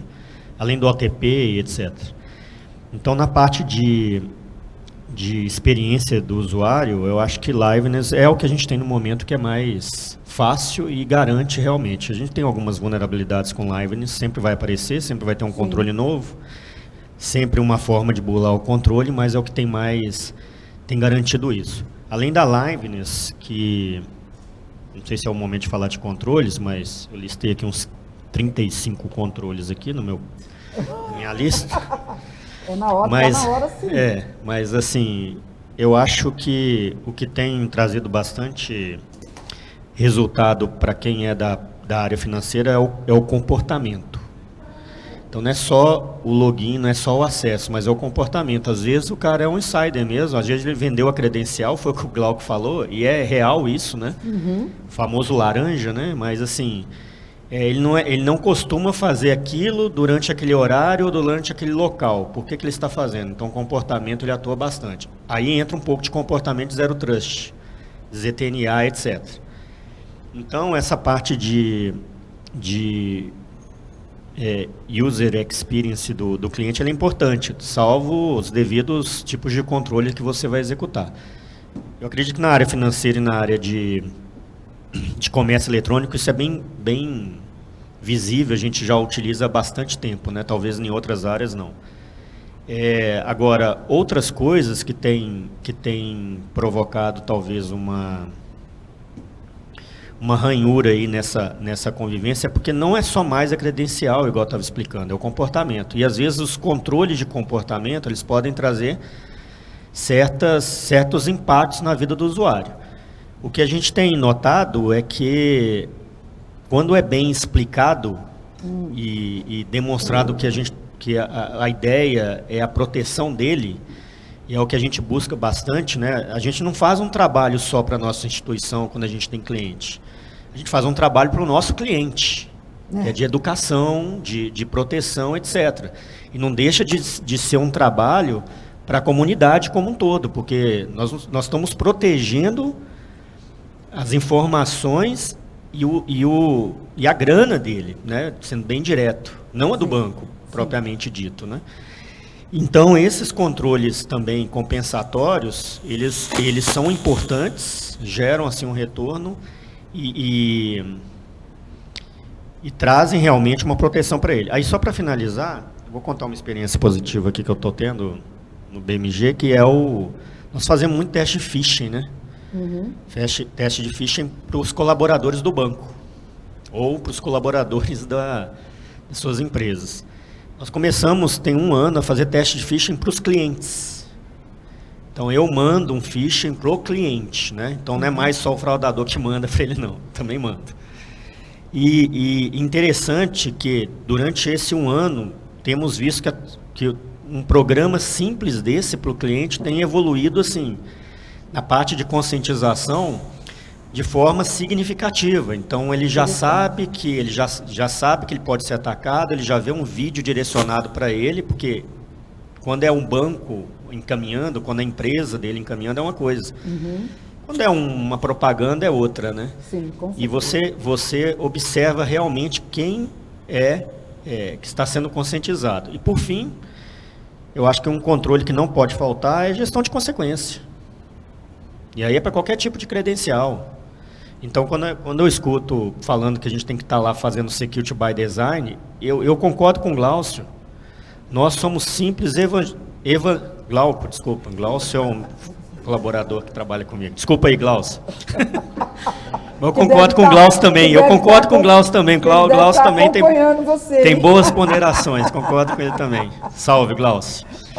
Mas eu concordo com o Glauco porque nós somos simples evangelizadores e ferramentas para que a segurança ande. Mas alguém tem que ser responsabilizado. E é responsabilizado no nível de chama a polícia. Que aqui não é casa da mãe Joana, não. No dia que o pessoal entender que isso é importante, que aquilo, as pessoas vão ter realmente responsabilidade de trabalhar numa empresa, sabendo que elas vão ser responsabilizadas por aquilo. Enquanto não for responsabilizado, enquanto passar a mão, achar, não, pode compartilhar a credencial que não vai acontecer nada, vai continuar. E a gente mora num país que as coisas só funcionam com gestão de consequência. Porque conscientização a gente faz, mas não resolve o problema. Sozinho, né? Perfeito. Silvio? Sobre o aspecto, né, da experiência do usuário, entendo que assim, tecnologia ela existe para nos apoiar e está disponível para a gente se proteger de um jeito diferente e melhor, né? A gente estava comentando aqui, hoje, acho que foi o colega que comentou, se quebra umas 100 minutos e segundos, e até uma coisa eu estava tentando imaginar de histórico, não sei se o pessoal aqui saberia dizer assim, de onde vem essa coisa de trocar de senha de cada 90 dias, né? Provavelmente, porque em algum tempo da história lá atrás demorava 90 dias para quebrar a senha, mas agora não adianta mais, né? Ótimo. E aí se fala de reduzir o tempo dessa troca para ficar mais frequente, e assim o cara que pegou a senha já vai ter ela trocada, mas com tantas técnicas diferentes e avançadas para chegar no comprometimento, faz certo sentido pensar, né, no conceito de passwordless, que muda a experiência, porque traz múltiplos fatores de autenticação, como é o caso de um deles, o hard token, por exemplo, que é algo que os bancos utilizavam, o chaveirinho com código e tal, que está numa outra geração, que hoje não precisa do código, e tem um código muito maior embutido nele, que você só aperta ele lá. É uma experiência diferente, mas isso custa, né? Custa caro, né? A logística disso, exatamente, é muito complicada. Eu estava comentando com meu par lá, o colega que cuida, falou assim, não coloca esse negócio não, porque eu já não consigo nem controlar quando é que o notebook vai e volta, como que eu vou controlar esse chaveirinho, o cachorro come, perde e tal. Então, temos outras opções, né? Fazer bloqueio por países, que pode gerar uma redução, porque são acho que 190 países no mundo, a sua empresa pode estar em 20, 40 deles, mas podia já dar um alento para nós aqui, né, de cyber, não ter que ficar olhando o evento de tentativa de brute force de países que não tem nada a ver com onde a gente atua, né? Acho que já ajuda. Bloqueio por horário também é algo que não sei se alguém conseguiu implantar, mas a gente tentou aí. É um negócio muito difícil para nós, porque é uma empresa global, né, fusos horários diferentes, turnos diferentes, a gestão é extremamente complexa. Então, acho que trazer a ideia para o nosso colaborador, né, investir na mudança de comportamento, falando de proteção da própria identidade digital dele como pessoa física, inclusive, né, tem que ter uma orquestração aí de entender a cultura da tua própria empresa, porque no nosso caso tem o usuário, o terceiro, o administrador, ele entende um pouco mais de tecnologia, percebe a importância, o usuário heavy user, né, de tecnologia, então entende que tem que ter uma jornada aí um pouco mais complicada para ter mais segurança. E no final, que o Pedro comentou, assim, se a empresa não tiver uma gestão de consequência que seja verdadeira, de fato, a pessoa também não se mexe, né? Porque assim, não acontece nada, né? Eu acho que isso tem que começar a ser praticado, de fato, porque às vezes você tem lá no papel, mas a situação não resolve, né? Não é isso. Perfeito, Silvio. Pessoal, eu sei que temos aqui também a participação do João nesse bloco, mas eu vou combinar com vocês o seguinte, controlando aqui o volume de perguntas, e as participações, eu vou começar a trazer algumas questões aqui. Então, eu vou só, na verdade, não está tão relacionada com o tema desse bloco, mas eu acho importante a gente começar a ter essa interação com a plateia. E o Felipe Augusto, ele é responsável pela área de TI e segurança da Secretaria de Estado de Educação do Rio. E ele pergunta o seguinte, inclusive, acho que teve uma polêmica sobre o Zero Trust, ele pegou essa onda aí para questionar também, acho interessante. A inteligência artificial vai trazer ainda mais dificuldades, está trazendo, para as áreas de segurança, isso é fato, mas dá também para usar em favor da segurança. Então, minha pergunta para o time da Appgate já é possível discutir as tendências de defesa usando AI na área de acessos? E é um recurso que pode ser alinhado ao Zero Trust? Rafael. Bom, vamos lá. Estão me escutando? Tá. Beleza. Sim. Bom, sim, hoje mecanismos de, por exemplo, de análise transacional que permite você ter uma perna, né, ali do comportamento do usuário, por exemplo, num canal exposto à internet, já pode se utilizar de machine learning para determinar se uma fraude, se um comportamento é fraude ou não, né? Os motores transacionais ali que analisam esse comportamento, ele já tem as fraudes conhecidas e as fraudes não conhecidas. Então, o machine learning pode apoiar aí esse mecanismo para você ter uma visão transacional e implementar um modelo de acesso baseado no risco, tendo em conta também o comportamento transacional juntamente com o comportamental do usuário, que foi o que o Pedro Nuno falou agora há pouco, tá? Então, é possível. Isso pensando no acesso do usuário a esses canais, tá? Sim. No Zero Trust também é possível, tá? É possível você fazer um conjunto de soluções e entre elas alguma já ter essa capacidade de análise de inteligência artificial para compor ali a metadata que vai fazer parte da postura de segurança do usuário para você determinar a amplitude de acesso do usuário. Então, é muito bem-vindo, sim, essa capacidade a esses dois modelos de gestão de acesso aí do usuário, o Risk-Based Authentication e o Zero Trust para recursos internos. Tá, perfeito. Mais alguma complementação? Não? Então, vamos dar segmento aqui. Vou trazer mais uma pergunta, depois passo para você, João, complementar essa questão da experiência, tá? O Carlos Henrique Jorge, da Sanepar, está fazendo uma pergunta para o Bonomo.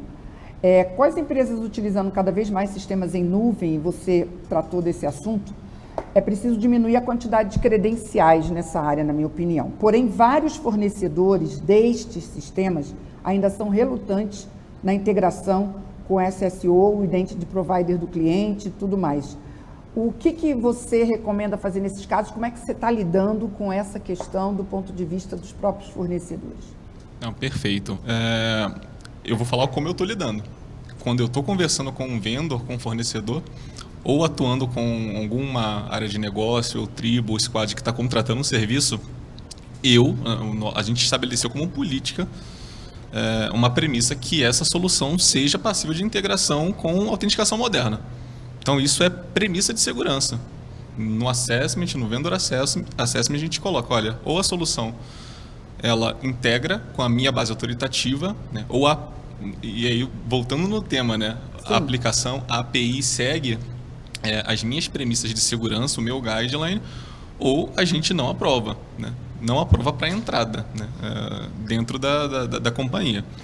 Obviamente, né, vai ter uma outra solução que o negócio, a área vai assumir aquele risco. Então, a gente vai implementar os padrões de segurança que a gente segue para as soluções dentro daquela aplicação que usa uma base local ou usa uma tecnologia de dedicação, eu vou chamar até de legado já. Para mim, a DFS, por exemplo, já é legado, né? A Microsoft, às vezes, até já se posiciona assim, já é passado.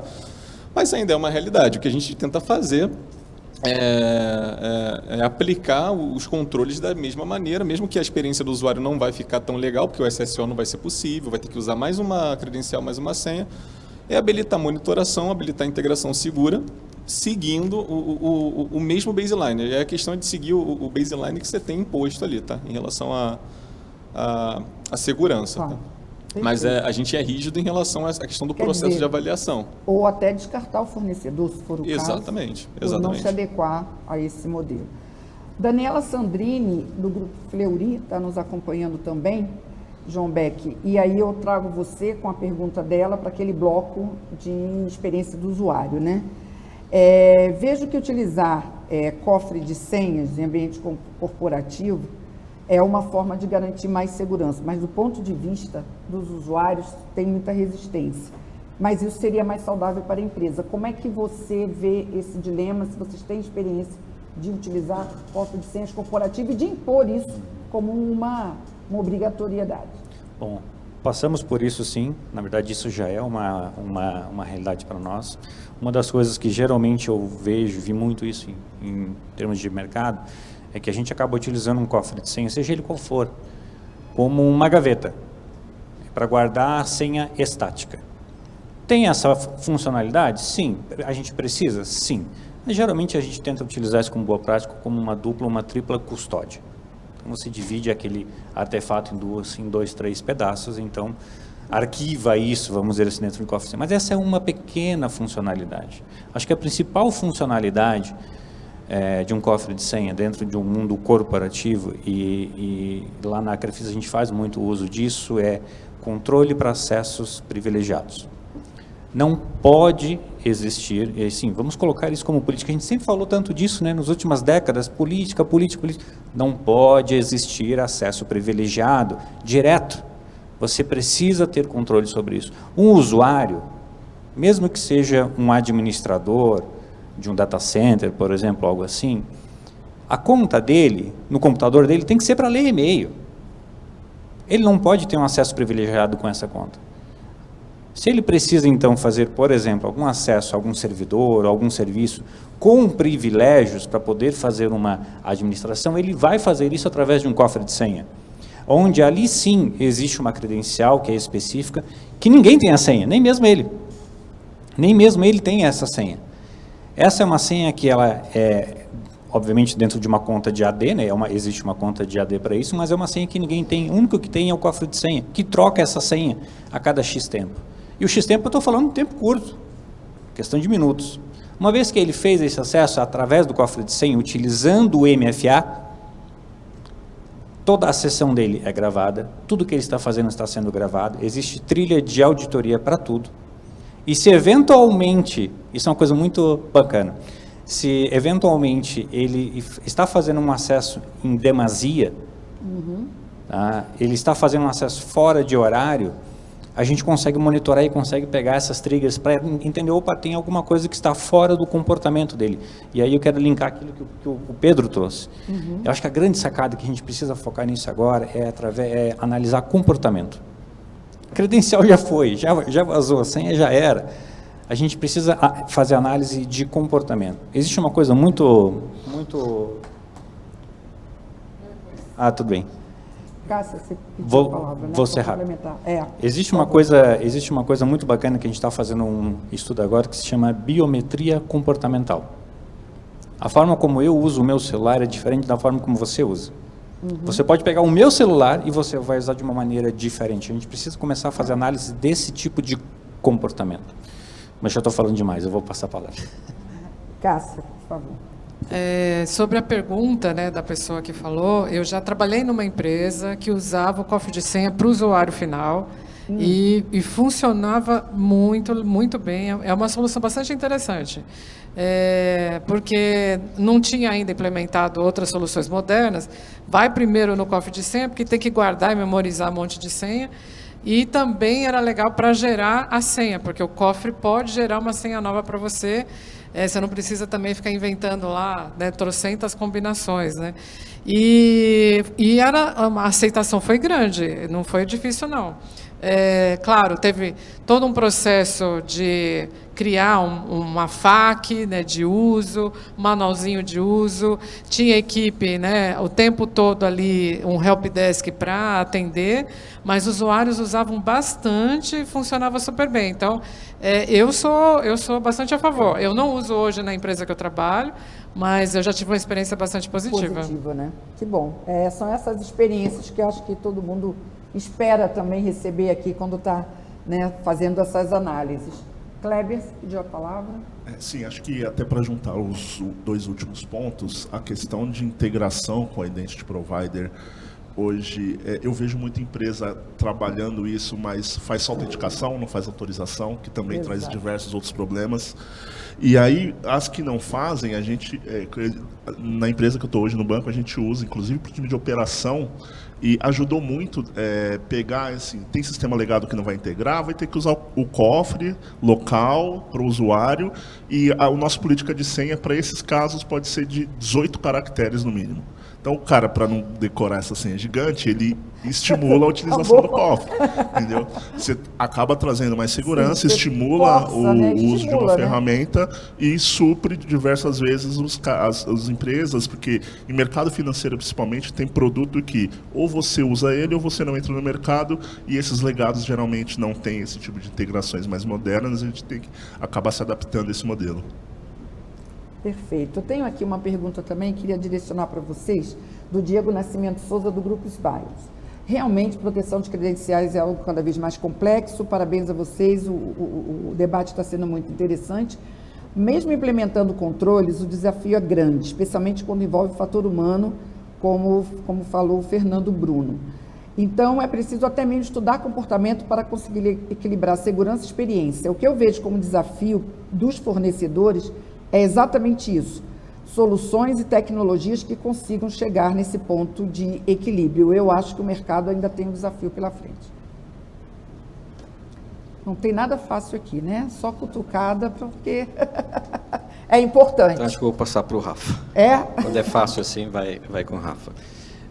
Talvez falte um pouco de posicionamento da nossa parte, mas existem alguns conceitos que a gente tem debatido aqui que a gente consegue entregar ou nas nossas tecnologias ou através de serviços. Acho que vou chamar alguns pontos que me chamaram a atenção aqui.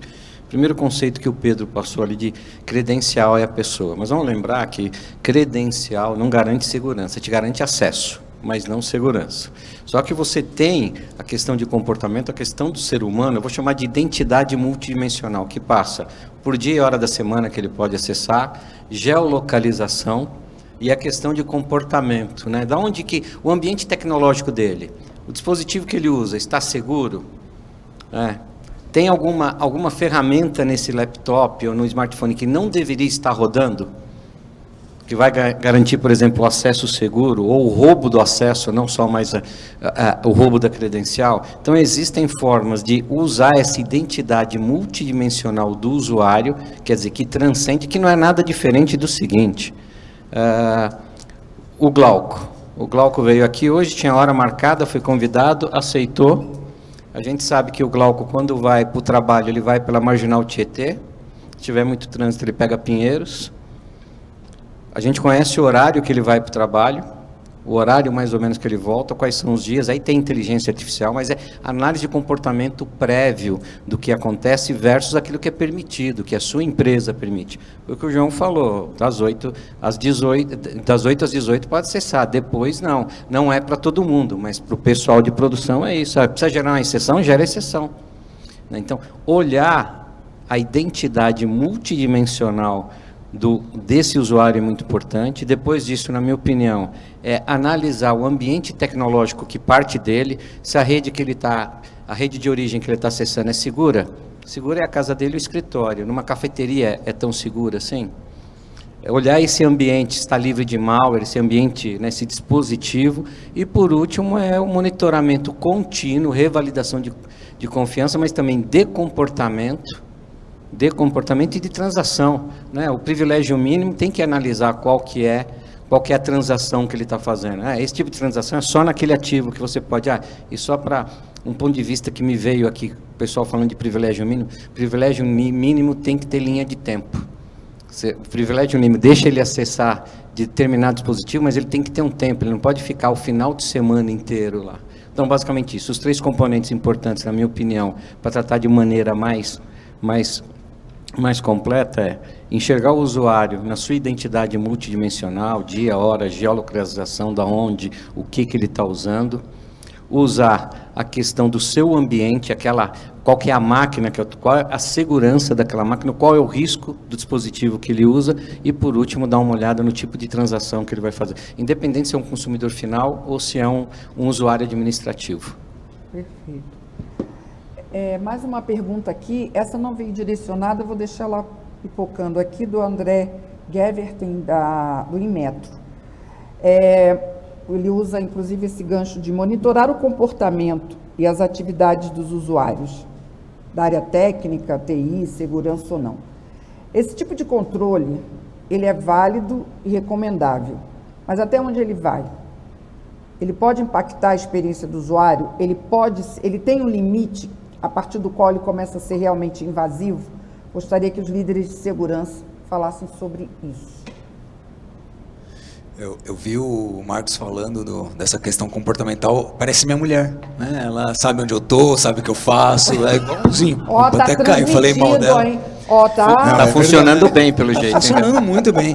É muito bom. A inteligência, esses negócios que vocês inventaram já chama a esposa. Já chama a esposa.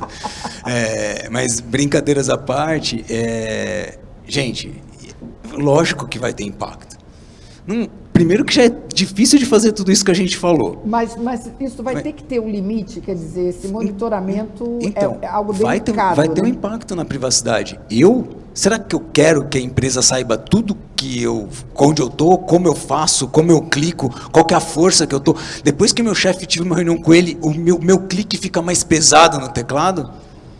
Será que eu quero passar esse estado emocional? Será que eu quero saber, não, eu estou fazendo a minha reunião, estou sendo produtivo, mas por que ele tem que saber que eu estou em outra geolocalização? Ele não precisa. Né? Eu acho que isso daí a gente vai trazer outras discussões, sim, e isso daí não vai ser simples de resolver.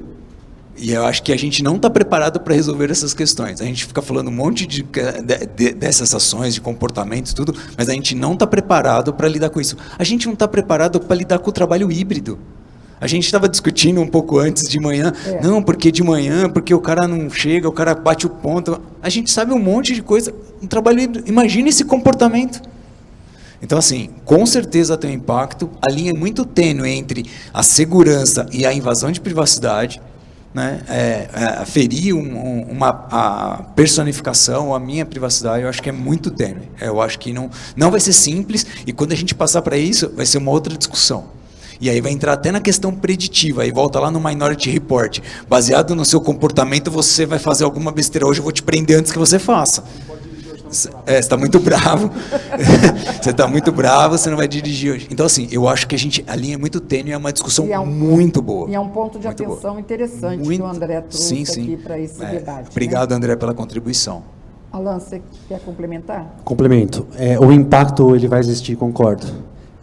Uma das missões da nossa área, principalmente das áreas de produto, minimizar esse impacto, dando ciência para o usuário por que a gente está tendo aquele controle ou pedindo aquele fator de autenticação ou friccionando ele de alguma forma. Exemplo prático. Outro dia um colega chegou para mim e falou assim, Alan, uso pra caramba a plataforma de vocês, eu compro quase todos os dias e tal. Só que assim, teve um dia que eles pediram a foto do meu rosto e o meu documento. E eu voltei a pergunta para ele, por que você acha que a gente pediu a foto do seu rosto e do documento? Aí ele pensou, ele falou assim, eu tinha um dinheiro para receber numa compra que eu devolvi, eles me devolveram um dinheiro dentro do Mercado Pago, né, que é o banco de... É isso. Então assim, para você acessar qualquer banco hoje, você tem que passar pelo onboarding, você tem que enviar seus documentos, validar sua identidade. Faz sentido para você a gente pedir agora o liveness, né, a sua face, o documento? Putz, cara, faz. Eu não tinha me tocado nisso. Então, assim, a percepção de segurança também é muito importante para que os usuários comprem mais de você, usem mais a sua plataforma, e é essa mensagem final que a gente tem que levar lá para os CEOs, né? Tipo, olha, eu estou implementando esse controle, e para as áreas de produto também, eu estou implementando esse controle, eu estou fazendo esse monitoramento, eu estou trazendo essas tecnologias, para viabilizar o produto, não é para frear, não é para brecar nada, é para viabilizar o produto de vocês. Por consequência, a gente vai vender mais, por consequência, a base de usuários vão aumentar, e aí o céu é o limite. É esse comentário. Muito bom. Uma complementação rápida aqui do André Nunes da Iplan Rio, o pessoal da Iplan. A gente logo vai estar aí com o Security Leaders Rio, sei que vocês vão estar com a gente. Obrigada aí pela audiência. Um comentário sobre isso, sobre o que o Fernando Bruno está falando, é muito interessante. Eu acho que nós temos não sei se vocês vão achar muito polêmico, mas eu acho que os líderes de segurança que têm que descobrir esse limite, e não a organização ou os CEOs. E, ao descobrir o limite, também implementar os ajustes. Só para ficar aqui um recado, ele acha que isso é um trabalho que passa a ser fundamental para os líderes de segurança. Eu concordo, acho que faz todo sentido e puxando o gancho, acho que o desafio é grande, mas a gente já vê muitas coisas acontecendo e pega um exemplo dado, por exemplo, no celular, quando não tinha câmera frontal, pouquíssimas pessoas tinham senha. Hoje, com digital e face, é mais fácil, você não tem tantas pessoas que não utilizam senha no celular. Então, isso pode ficar de lição para a gente de, a gente precisa também usar esse avanço da tecnologia para jogar a nosso favor, que é o que está acontecendo hoje com liveness, etc. Mas, falando da responsabilidade, acaba trazendo a responsabilidade, isso tem ajudado muito a segurança, que a gente também não é só mais uma área de controle, a gente passa a fazer parte do negócio, e ter o diferencial de segurança hoje para o negócio é muito importante. Então, isso ajuda também a gente crescer e trazer essa evolução para problemas antigos que a gente tinha, porque agora a gente consegue ser mais ouvido, mais budget, mais investimento em tecnologia exatamente para curar esses problemas. Perfeito. Pessoal, muitas perguntas ainda, mas algumas nós vamos separar, encaminhar para o pessoal, para a turma técnica, para os, como a gente diz, universitários responderem. Mas essas questões relacionadas a esse limite, né, desse monitoramento, essas questões culturais, eu tenho uma proposta interessante para vocês. A gente está abrindo realmente essa discussão amplamente dentro dos nossos canais, tanto na nossa cobertura diária, quanto nos nossos debates. A gente, independente do tema, a gente vai continuar trazendo essa discussão, porque eu acho que essa é a nova fronteira da segurança. E realmente, comportamento, limites, equilíbrio, eu concordo com o André Geverter, está aqui nas mãos desses líderes e nosso papel é provocar essa discussão. Então, antes de terminar, eu gostaria de, Rafael, abrir para você passar aqui a sua mensagem, que não é conclusiva, porque o objetivo não era concluir nada, era provocar e deixar aí questões para serem pensadas, avaliadas, consideradas, né? E eu acho que esse é o nosso papel aqui, é provocar, é tirar o pessoal aí um pouco da zona de conforto. Sim, legal. Bom, pelos números que você apresentou lá no início, é iminente que em algum momento alguma empresa vai ter um incidente de segurança com roubo de credenciais, né? Adotar modelos de segurança é importante, né? A gente não pode deixar isso na mão do usuário. A gente sabe que pessoas faz parte de um dos pilares, né, de entrega de produto e de entrega de serviço. Tem o processo e tem a tecnologia. Nós temos muita tecnologia para apoiar a liderança a manter o ambiente seguro e as empresas poderem tocar os seus negócios. Então, conte conosco. A F-Gate tem modelos pensados no acesso e em pessoas, né, em identidades, que é o foco hoje, né? O perímetro, né? O ambiente de acesso aos recursos da companhia ou o consumo de serviços da companhia está em volta do usuário. Então é importante a gente proteger aquilo que é a parte mais fraca ali do elo de comunicação e o consumo do serviço. A identidade do usuário e o seu perímetro ali em volta. Perfeito, obrigada. Tabajara, uma mensagem final importante, um agradecimento, né? Todo esse timaço aqui com a gente e também, obviamente, a toda essa audiência aí. Recorde, acho que hoje nós batemos o recorde aqui de perguntas, com certeza. Sim. Mais uma vez, obrigado pela participação de todos, aí ter aceitado o convite pelo pessoal do Security Leaders. Obrigado, Graça. Não existe uma solucionática fácil para essa problemática que não para de mudar, né? Quer dizer, transformação digital, indústria 4.0, LGPD e por aí, fora as regulamentações de cada um dos segmentos de vocês, não é fácil, mas existe sim um caminho. O nosso pilar é o pilar de tecnologia, que olha logicamente para processos e pessoas também, mas o nosso pilar de tecnologia tem aí uma um aditivo, uma inovação muito grande para mitigar e minimizar os impactos de hoje no que tange acessos internos e externos. Mais uma vez, obrigado a todos. Obrigada, obrigada. Pessoal, quero agradecer a todos vocês que participaram aqui conosco. É fundamental que a gente traga esse tipo de debate, né, à tona, que a gente interaja, provoque essa interação entre vocês, mas que a gente também interaja com o público, né, porque esse tipo de informação precisa cada vez mais ser disseminada. E esse é o objetivo do programa. Então, fiquem atentos. Logo, logo, nós teremos outros debates trazendo temas de segurança desafiadores e com convidados especiais aqui. Por hora, eu agradeço imensamente a todos vocês, um forte abraço, um ótimo dia e fiquem atentos. Obrigada, Appgate, também, por estar conosco e logo, logo traremos mais temas relacionados a credenciais e acessos, ok? Ótimo dia, pessoal, muito obrigada e até a próxima.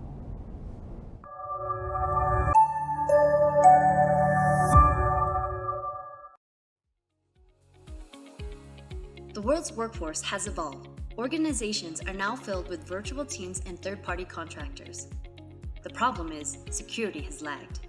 Overprivileged and unsupervised access to business applications can lead to a security strategy that is highly vulnerable, making your internal systems susceptible to data breaches.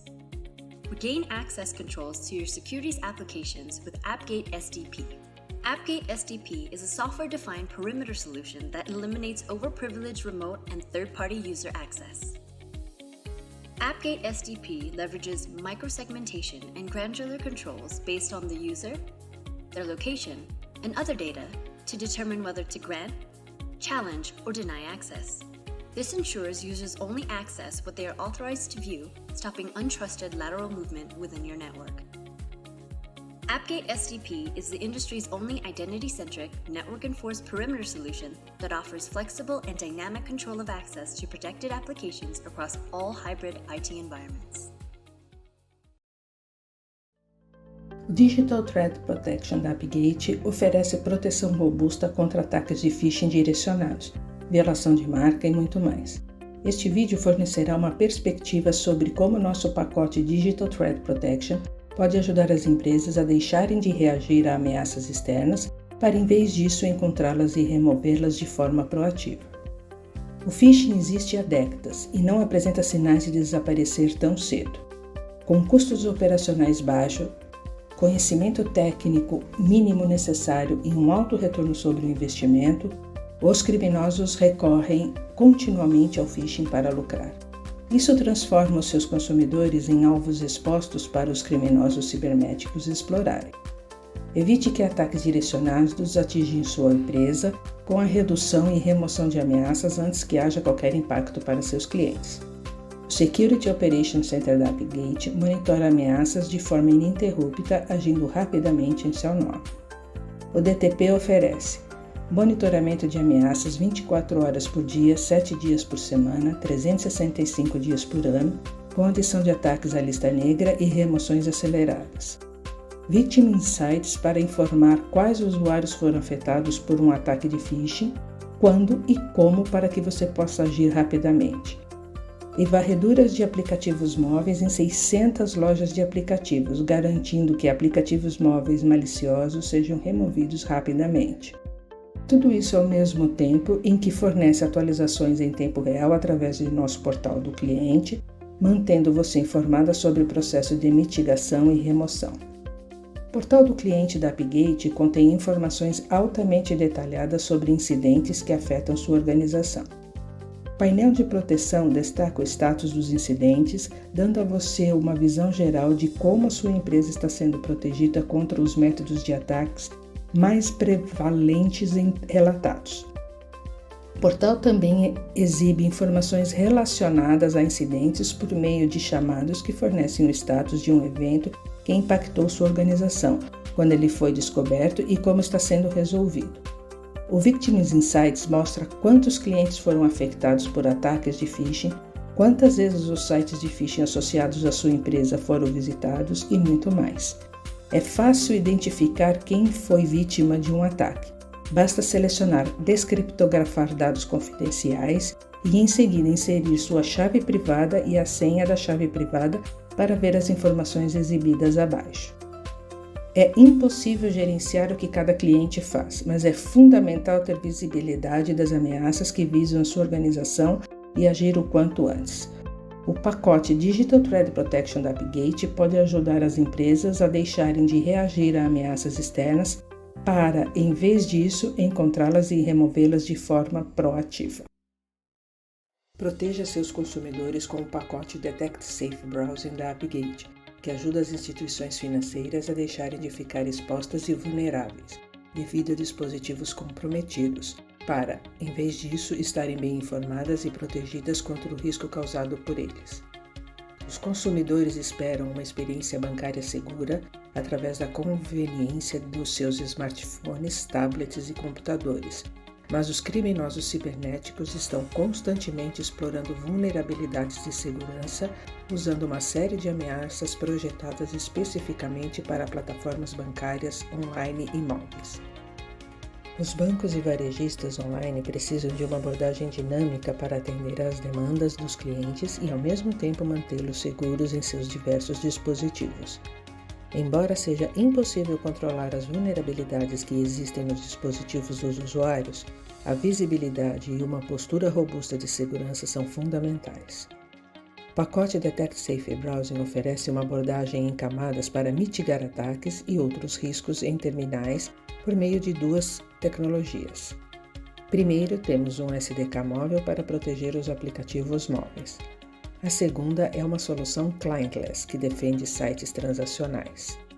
Nossa proteção móvel permite que você encontre dispositivos em risco antes que a fraude possa ocorrer.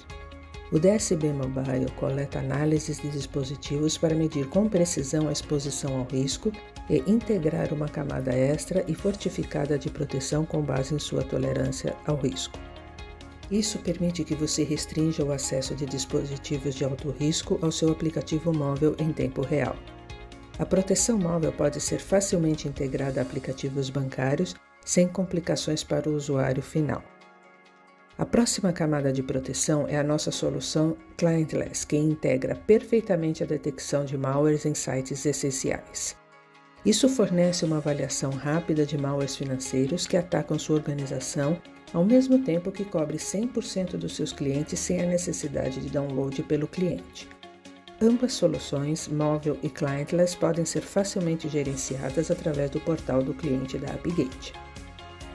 O recurso Mobile Risk Controller permite definir o que constitui um ambiente móvel seguro para o seu aplicativo ser executado, possibilitando a avaliação de dispositivos móveis com base em uma série de fatores de risco. Basta arrastar as alavancas para ajustar controles de acesso com duas opções: restringir quando a combinação for verdadeira e somente restringir. A restringir quando a combinação for verdadeira requer que o dispositivo de um usuário tenha ambas as vulnerabilidades presentes quando um usuário estiver acessando o aplicativo móvel para que ele seja bloqueado. A restringir bloqueia com base na própria vulnerabilidade presente. A aba Atividade contém informações relacionadas a quais usuários foram bloqueados, quais dispositivos estão em risco e muito mais. Os eventos clientless também podem ser acessados por meio do portal. Seus sites transacionais são alvos de agentes mal intencionados, que comprometem as informações do usuário final. As injeções de malware online são um método comum usado por criminosos cibernéticos para comprometer as credenciais de usuários e outras informações confidenciais. Esta demonstração é um exemplo de como os golpistas exploram os usuários durante o processo de login. Esses ataques costumam ser difíceis de ser identificados pelos usuários finais antes que seja tarde demais. A camada Clientless relata esses incidentes em tempo real e os classifica no portal, facilitando a identificação de quem está comprometido, quais informações foram comprometidas e quando. O recurso Malware Snapshot fornece uma captura de tela daquilo que o usuário viu exatamente no momento do ataque. Capacite sua organização para agir rapidamente e mitigar os efeitos dos ataques de malware online. Seus consumidores esperam segurança e conveniência. Crie um forte impedimento contra invasores e forneça acesso online sem complicações em várias plataformas por meio de proteção móvel e clientless da AppGate. Deixe de ficar exposto e vulnerável para, em vez disso, estar bem informado e bem protegido.